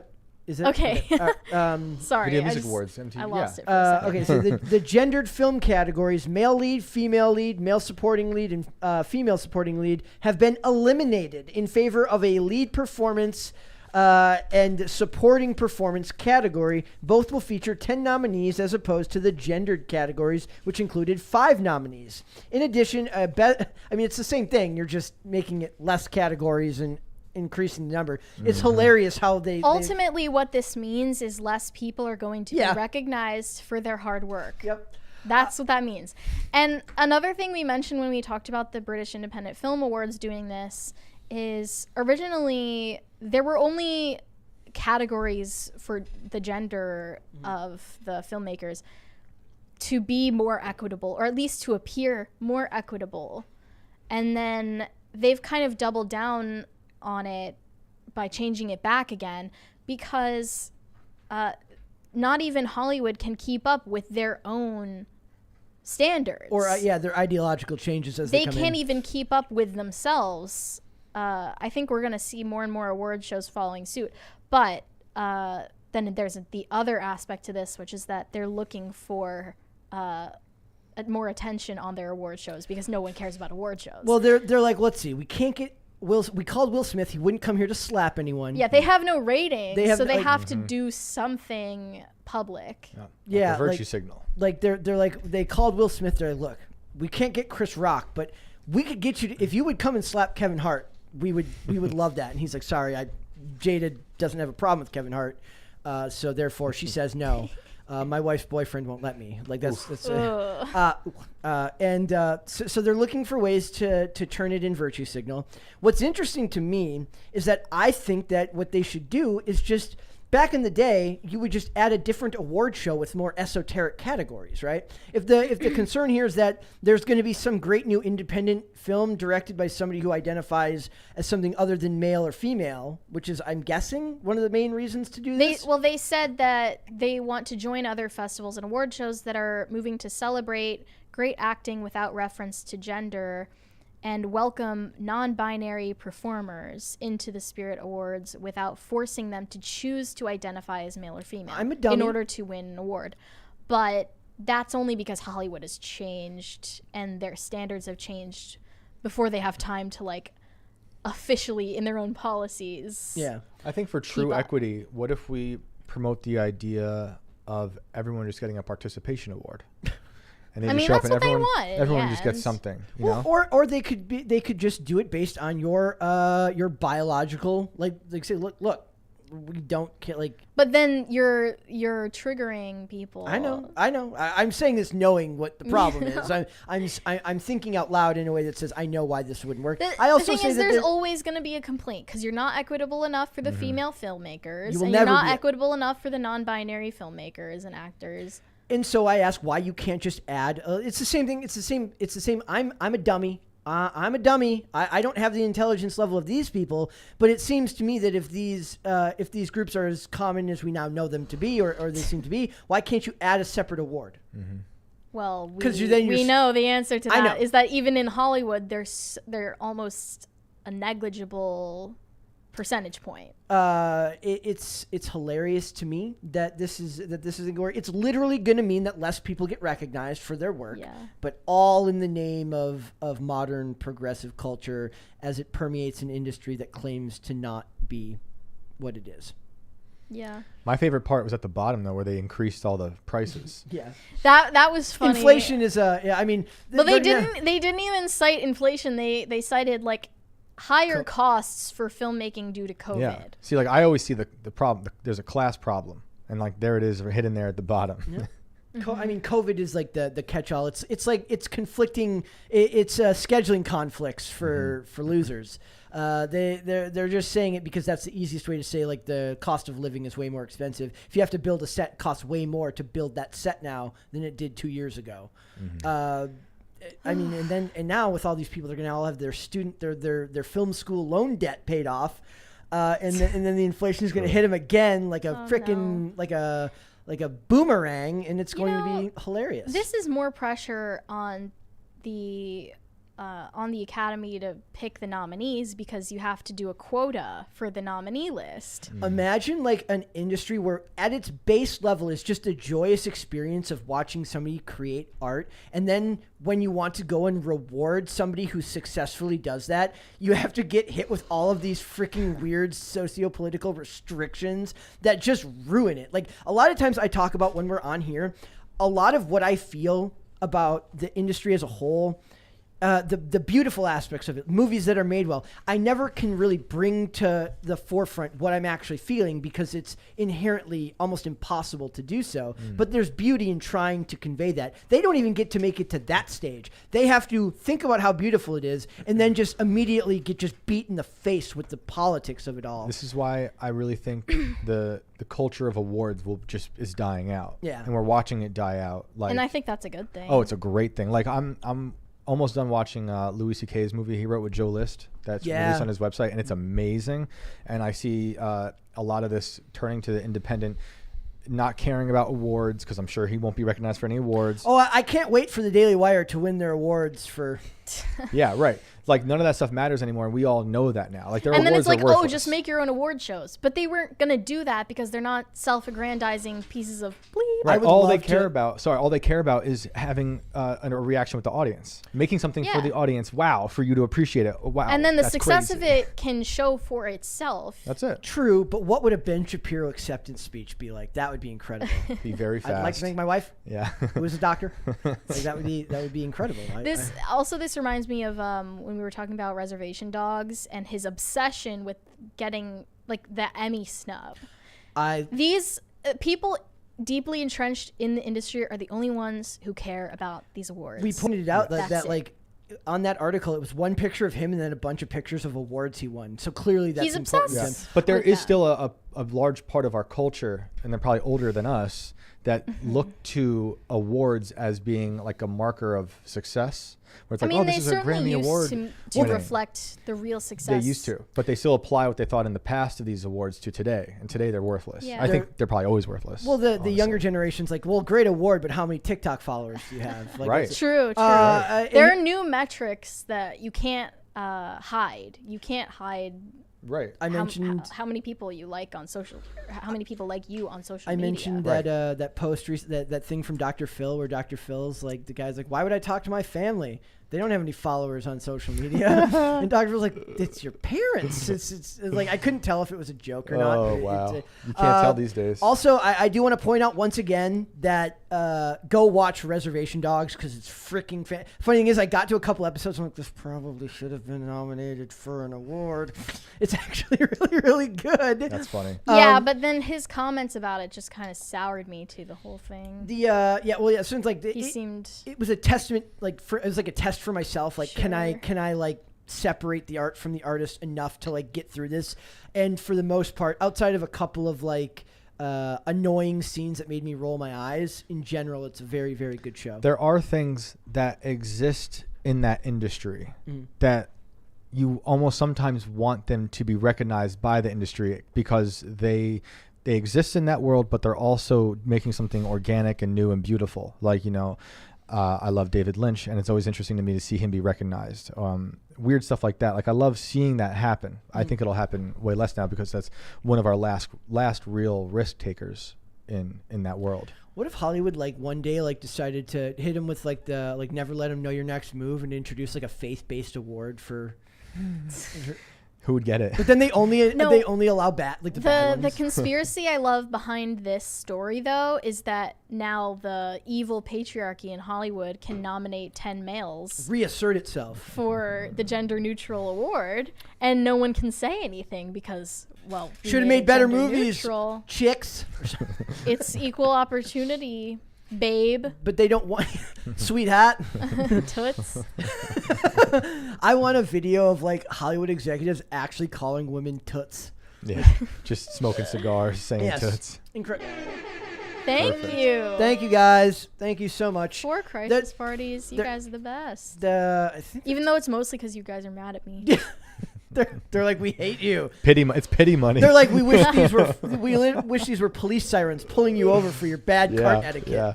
Guys, just donate directly to Walmart if you love them so much. All right. I want to move on, and we are going to talk. Wait, go use the Walmart streaming service. Yes, go use Walmart Plus when that comes out, or is it Walmart Max or whatever? It's Walmart Plus, I think. It's Max. not just a streaming service; it's a lifestyle. Oh man. Guys, they are making. Here's another sign that culture is turning around maybe a little bit. There was the funny meme the other day where when they were talking about Andrew Tate and they talked about these guys who were being mean to their teachers. Like the first comment said, "Nature is healing." Like, but Red Sonja ditches the race swap and casts Matilda Lutz as title heroine under Solomon Kane director. Here's the problem: I actually like the actress they got.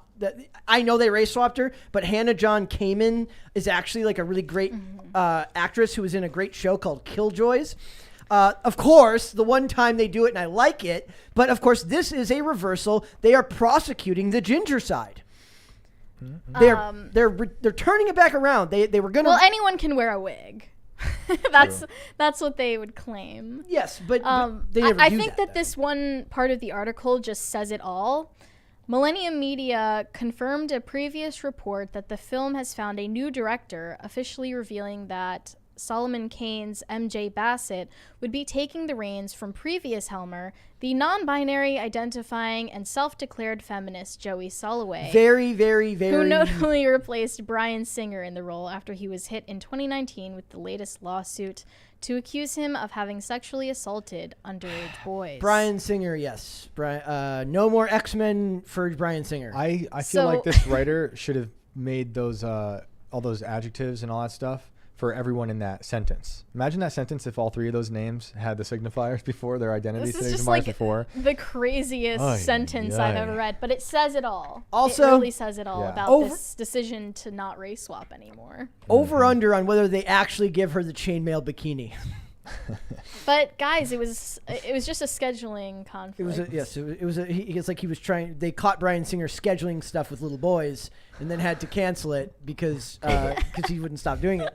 I guess that means Bryan Singer wouldn't have understood the appeal of the chainmail bikini. He's like, I don't get it. So he's like, why are we doing this? Just have her in a, I don't know, like what would burqa. You do? Gosh, bagosh. Have her in medieval armor. It says, in a statement released alongside the news, Bassett excitedly recalled, I've wanted to make a Red Sonja movie since I was a teenager. Yeah, I'm going to call flag on the play on that one. Like, anytime one of these celebrities is like, I really wanted to be this character, do this since I was a teenager, as the kids say, cap. My friends, cap. It's big cap. They're capping. There's nothing funnier than when they're like, oh my god, I was such a big fan. I'm like, which means you read the Wikipedia. That happens also every time that like a big celebrity dies. All of these people who are in a completely different generation will claim that they were just like the biggest fan of grew up on David Bowie. Yeah. Like, you're 14. Like, I know that you weren't that. Or they attack the dead, which happens too. Yes, that's another unless thing. you're an austere religious scholar. True. No? True. No.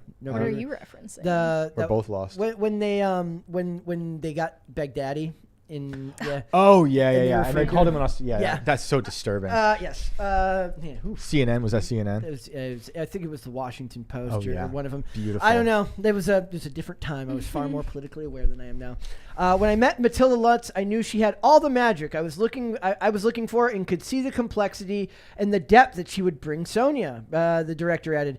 Again, like I just think it's great that they have reversed for once. We may not get Ariel looking normal or like looking like the character looks, but we're gonna get Red Sonja looking like the character. But it's just sad because I think there are a lot more people invested in The Little Mermaid. Well, that's what I said. Like the backlash, the backlash on this won't be as big because there are not enough people paying attention. The whole point, and that's the thing. Like, this is why it's funny. It's like it's never been about the characters. It's about the social capital that these characters create. Meaning that there is cultural relevance to Ariel. There is cultural relevance to Superman. There's cultural relevance to Captain America because those names carry weight, which is what they are essentially locusts trying to basically consume all of the social capital and change it for their ends. And that's what's so egregious about it. What's as a get away from the idea of being able to control these characters anymore. Either make your own new ones like Eric D. July is doing with Isom #1, or try to invest in stuff that's a little bit farther outside of the cultural mainstream. There's a reason why Reacher was allowed to be made, why The Terminalist was allowed to be made, because they're not it's for the middle-aged dads that are going to watch that stuff anyways. They don't care about influencing them. They're gone. They don't care about getting to people that are not reachable. They want to reach the younger generation, and to do that, they need characters with extreme relevance or importance to the culture, which is why Ariel will be more important than Red Sonja.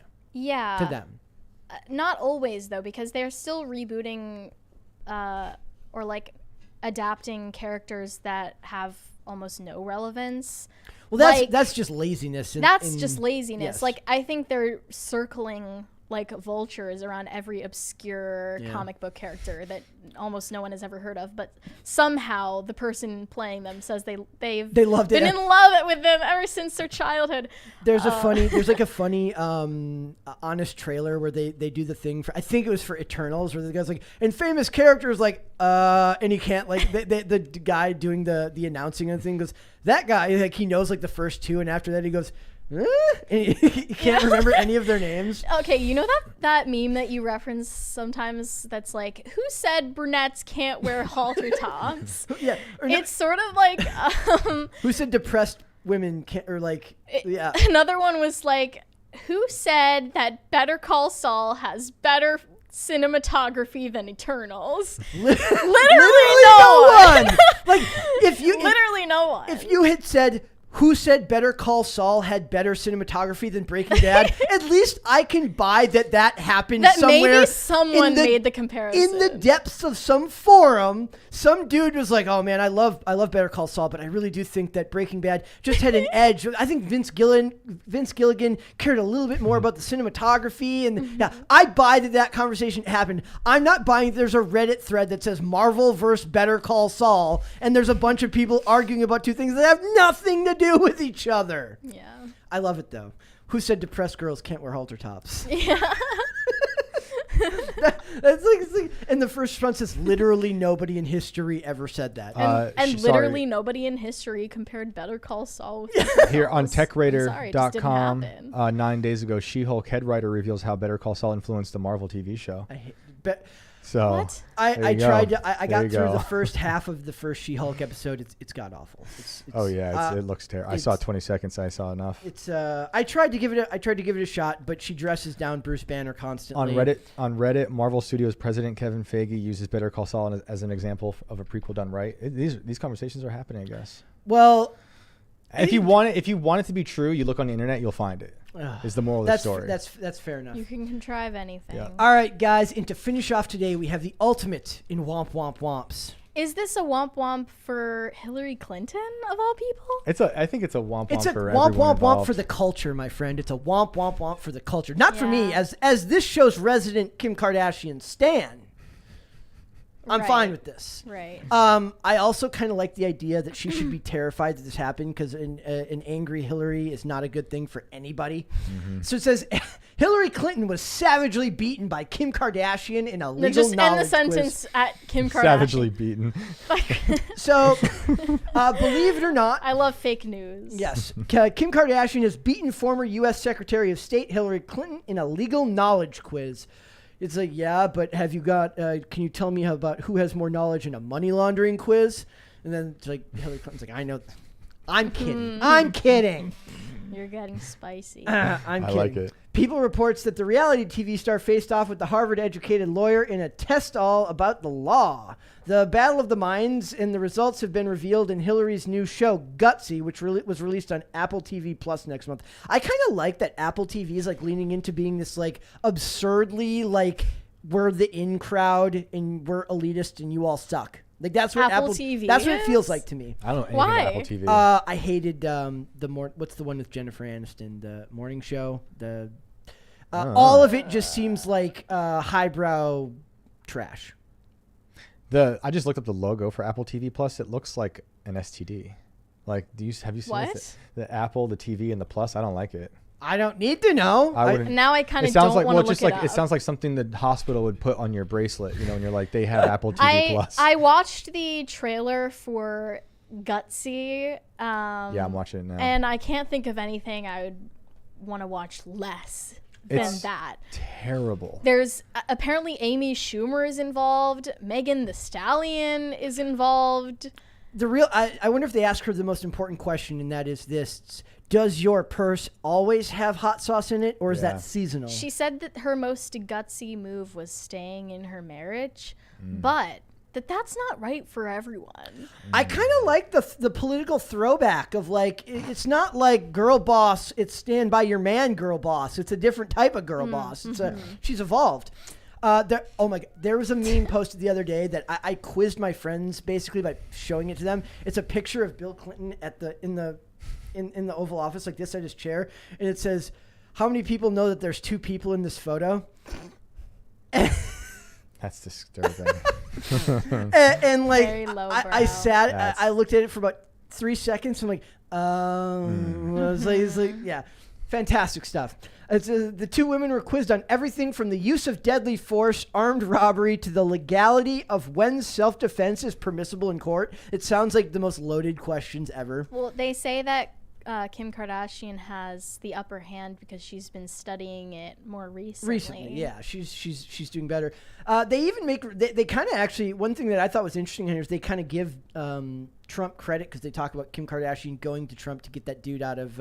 She was a very big. She's always been a very big advocate for. Do you criminal. remember the picture of her standing next to Trump where he's like kind of sneaking a look at her ass? Good for him. It's kind of hilarious. Good for him. Get a picture. Are you surprised? Looking very Looks thin. very handsome. Very handsome. Very thin.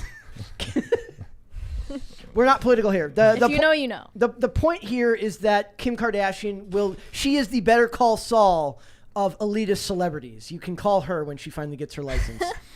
Better call Kim. They will have to make that show. So, did those questions feel loaded to you? Like just like I mean, all of them yeah, feel like hot button topics. Because the way that the show is framing it is like, we're not having Kim Kardashian on to ask her about her clothes or her makeup or her whatever, like her businesses. We're asking her about her legal knowledge and her restorative justice. Yep. To me, what's so funny is how like they're talking about, Hillary said the part about, we interviewed about what she was doing to help get people who were unjustly or unfairly incarcerated have a second chance. Meanwhile, 1994 crime bill that her husband got together, that she was all into, that our current president was all into, not to get too political, guys, but I can't help it because this bill just blows my mind how many people were put into jail. They don't care. For that. And now basically Kim is getting the people who were put in jail because of this lady, Hillary. Yeah. Like it should disturb you how they have no moral center whatsoever. Well, also that like they care about one thing, and that's low IQ, but like low info. I just don't understand who this show is for. Who's watching? Who's watching it? It's somebody who's like they're like, okay, it's a mom. She's got her kids off to school. She just got done watching The View. It's too early to drink a glass of wine, but she needs something to pass the time while she it's like does the laundry. Comedians in cars getting coffee meets The View. Yes. But there's no humor and it's awful. all equity. It's I hate it. It is like, well, I mean, even when you like when people are watching The View, like sometimes like I'll have to watch segments that because like it'll come up in something we're talking about here. I'm like, people watch this. Oh yeah, by choice. If you're out there watching right now, go search when Alex Jones was on The View. It's a great bit. Incredible. It did happen. Incredible, and it's amazing. That's crazy. All right, let's do super chats. Carnell said, Brett brought up cart narcs is how this all got exposed. What, for today? Someone who like weeks ago, I guess. For someone who previously worked at Panera Bread, I'm deeply offended that Mary intentionally throws out silverware, and I need time to process this. Thank you for the super just, chat. Believe everything I say, because this could be taken very far. I thought that was really literal. Quiet Inari said, "Can't put the cart up, can't park. Mary needs a man." Ouch. Is it you should need to get married? I mean, if that means I don't have to drive anymore, that's kind of great. Yeah. What if it was in your vows? I didn't know that was included. Your husband, your future I will husband. sign whatever prenup you want, just don't make me drive. Or return cards. Like, I never asked to be put in this position. On planet Earth? I'm just saying. But that comes with me, like, that's also somebody said restorative justice is self-care, and that made me laugh. I just wanted to I'm so over that. say that. Somebody, like, now every day there's at least one chat thing that says somebody says pop culture crisis is self-care because they know how much I hate the term self-care. That's great. That's a great shirt. But that what you just said reminds me of the people who are like, I didn't ask to be born. Now I have to get a job and go to school and blah, blah, blah, blah, blah. Oh, it's not that I didn't ask to be born. I just didn't ask for all of these responsibilities. Rights. Fair enough. Repeal the 19th, she says. Bad app, I'm not reading that. Caper2X said, wow, I think Mary was sicker than we thought. They love you so much they want to attribute this to Mary Pops. I'm sick in the head. Wow. I'm just a psycho. I will say this, though. Like, the honesty trumps all the other stuff. I'm very happy with how honest you are, because that is the rarest thing of all the days. We could fight about carts all day, but the honesty. Did you run over my dog, sir? Well, yeah. Yeah, but I had to. It was ugly. I told ugly. you about it. It's almost like a self-sabotaging level of honesty I have. Yeah, I should probably it's work impressive. on it. No, it's impressive. Bobcat said, "Do you think Chris Hansen should host the Oscars?" I mean, that if they really wanted it to be true they'd to have Hollywood, a lot of messages to answer for. Every award, it's like, would you please have a seat over there? Yeah. Sadly, I think Chris Hansen turned into a grifter in the end. Yeah, he's got like his own thing now, and yeah. Oh, I didn't know that. I thought he was just going to become another Predator. No, really? Like most of them. Every day, I hope like not. because of how quickly celebrities fall. Yeah. There's certain people that I live in abject terror of them. Like anytime I read something about Mr. Rogers, I'm like, you better not. You can't be invested in. You can't. I'm invested who these in people what really are. I'm invested in what it meant for my childhood. Okay. Yeah, that's fine. It's just you can't let who these people really are behind closed doors affect you. It's two people. It's Mr. Rogers and Keanu Reeves. As long as they're fine, everybody else. Now that you just put it out there in the universe, no, you're done. you just ruined You're it. done. Especially Keanu, because it's such an important part of who he is now to be the good guy. Mm-hmm. But it's also not. It's happened a million times over. The good guy gets exposed. Mm-hmm. Sometimes quite literally. Andrew L. said, just today, a woman left her cart. I asked her kindly, Miss, can you put your cart away? She said, no. I cussed at her and put it away. Okay, so I would say that's worse you're than worse. not leaving the cart. You were being the Karen. You're being a Karen. I would have, if it was me, I would have offered to take it politely from her. I would have returned it while cussing her under my breath to myself. I can appreciate that. Yeah. You just sound kind of unhinged, guy. Well, yeah, that is. Or I would have actually. Because she probably knew you were picking a fight. I shouldn't say that. That's not what have happened. I would have offered to take the cart back. Yeah. But what if she said, "Don't take it back"? Please. I would have then, if you want to go that route. I'd be impressed by the lack. Yeah. by like. I would say that's her response. I would that would be her say response. No, you know when I'm fazed by absolutely nothing at this point. When this came up on IRL, and I had said that this wasn't my argument, but something I had gotten into this conversation on another podcast like a year or two ago, and what we were given a lot of pushback. We need to just make a cart podcast because a lot of young mothers who are alone in parking lots said they don't put the carts back because when they're with their kids in the parking lot, they're more like in tune with their kids and they don't want to have to walk back. Maybe they were worried about something. So I gave that argument and people were like, nah, still doesn't matter. Sacrifice. I'm like, See, but that excuse totally makes sense. to me, it makes sense. Sacrifice your kids in the name of civility. But new shirt design. I'll say, like, I definitely don't want to walk around a Walmart parking lot after dark, so that's my part favorite of my place to be. reason. I love it after dark. But even in the daytime, I don't put it back either. So Mm. that's not part of my reason in the daytime. But yeah, at night, totally. She's like, I love going at night. I have a better excuse. Yeah, no one can see me. I have plausible deniability. Rega Tan said, story from my country. Someone played Christian prayers from YouTube to calm her possessed roommates until the mid-ad rolled and they went mad again. Oh my gosh. Wow. The question is, what ad was it? Hey, I am, as the person here who literally pays for streaming services because there's nothing in the world I despise more than advertisements. It's like boomer move, man. You gotta, it's like, I don't know if you guys ever listen to like rain sounds. Like on YouTube, Like white noise. Yeah, like I put it on Rain for and Thunder. Our youngest. There's really funny. Like there's this one channel that like he has like really great graphics, but then like every 15 minutes you'd get like an ad would pop up. Yeah. But that was years ago. Now they all know better than to do that. They push them to like their Patreons and stuff. Before like we that. got like specific sound machines specific for sleeping children for our kids, I would use like the phone or the iPad and do that until I realized that sometimes like an hour into the white noise would be an ad, and then the kid wakes up. And you're like, well, that's horrible. Or even worse, they don't wake up, but an ad is invading their dreams. Yes. They get up the next day and it's like, Dad, we need a Maytag washer. Yeah. And you're like, what? Oh God, they're possessed by YouTube. Okay, here's the question: if we played like ambient, like thunder and lightning sounds right now on YouTube, do you think we'd get copyright claimed? I How don't can think you so. copyright I mean, I've weather? been wanting to have a thunder and lightning sound for a crisis party. Yeah. Ooh, I like that. So Do we have to record that it would be a big ourselves? problem, Or if do we so. have to, like, I wonder if someone's copyrighted their recording of that's what I'm saying. nature. It's possible. Every clap of thunder is individual. Like every single one That's is right. unique. And people probably know, like, that's my thunder. I love that one. I recorded that. That was my favorite. Yeah. There's an episode of the show Private Eyes where they're like on an island and they're talking with a guy who's like, he makes like audio recordings for a living. So the whole episode's like this dude, like he's like, ooh, rain. And he's like recording rain. And I'm like, I love the idea that that's a job where the guy's like, he's like, I love sound design. Yeah. I had a friend who would record all the sound effects for like games, like with like war games. You know, they go out and like film and record tanks. And Second guns and unit stuff. stuff for cool for stuff. movies and Yeah. stuff. Yep.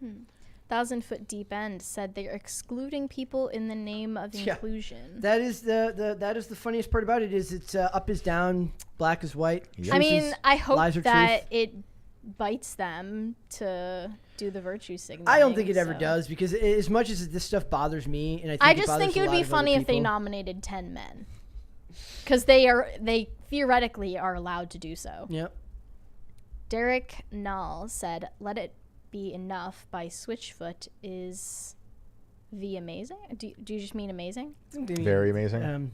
The only thing I remember from Switchfoot is Switchfoot a Christian? I don't know. band? I don't remember. They had a I song. thought I remembered that. They had a song on the soundtrack to the 2000 something masterpiece, A Walk to Remember, with Mandy Moore and okay, not a masterpiece, but I love that movie. I can't believe I just admit that. It's a good movie. It's a Nicholas Sparks book turned into a movie, and I love Mandy Moore, so I am powerless to resist. And they had a song in that. Mary Diaz said, "I am thrilled to hear about Shia's conversion to Catholicism. Have you watched his interview with Bishop Barron? Amazing." No, I like Bishop Barron. I listen to that guy. You do? Yeah, you don't. I in high school, actually, we were shown a lot of Bishop Barron videos because he covers theological topics from like a very broad standpoint. I like him. Yeah. Do you not like I the don't way...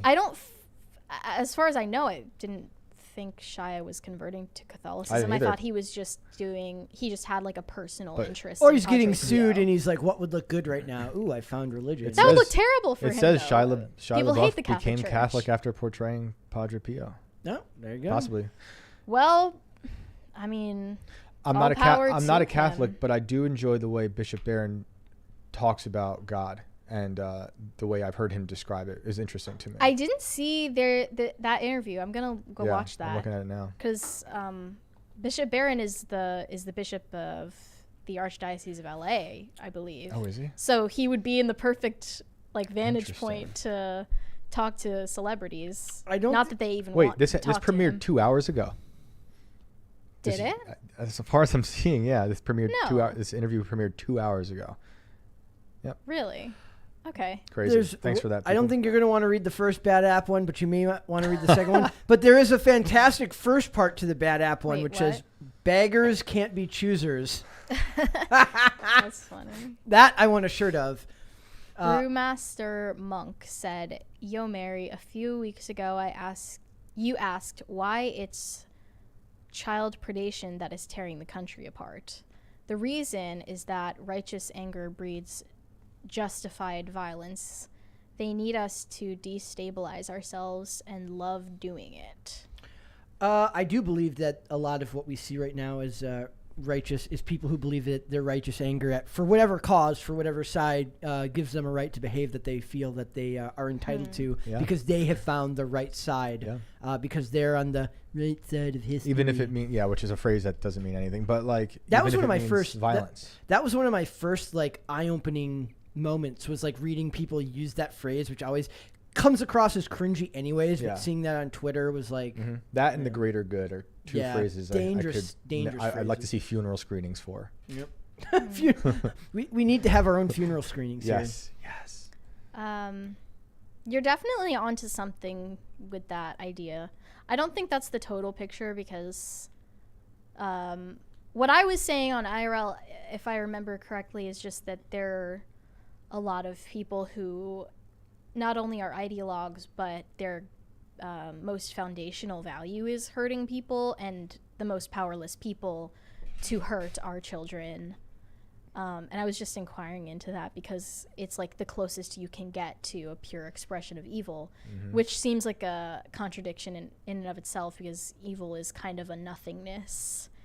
It can manifest in people, though. It's in these people in particular. Well, what I mean by that is that it's it's a diminishment of what you are supposed to be. Right. So to see it get close to pure evil is technically not possible because evil is a nothingness. It's a negation. In its own sense, it's pure. But I guess when I hear that is the people who are hurting the children, and I think that's evil, they want to destroy the past, a lot of them, in these type of cultural Marxist, cultural revolution stuff I was talking about earlier. They destroy the past like they did in China. They destroy the language, the art, all that stuff.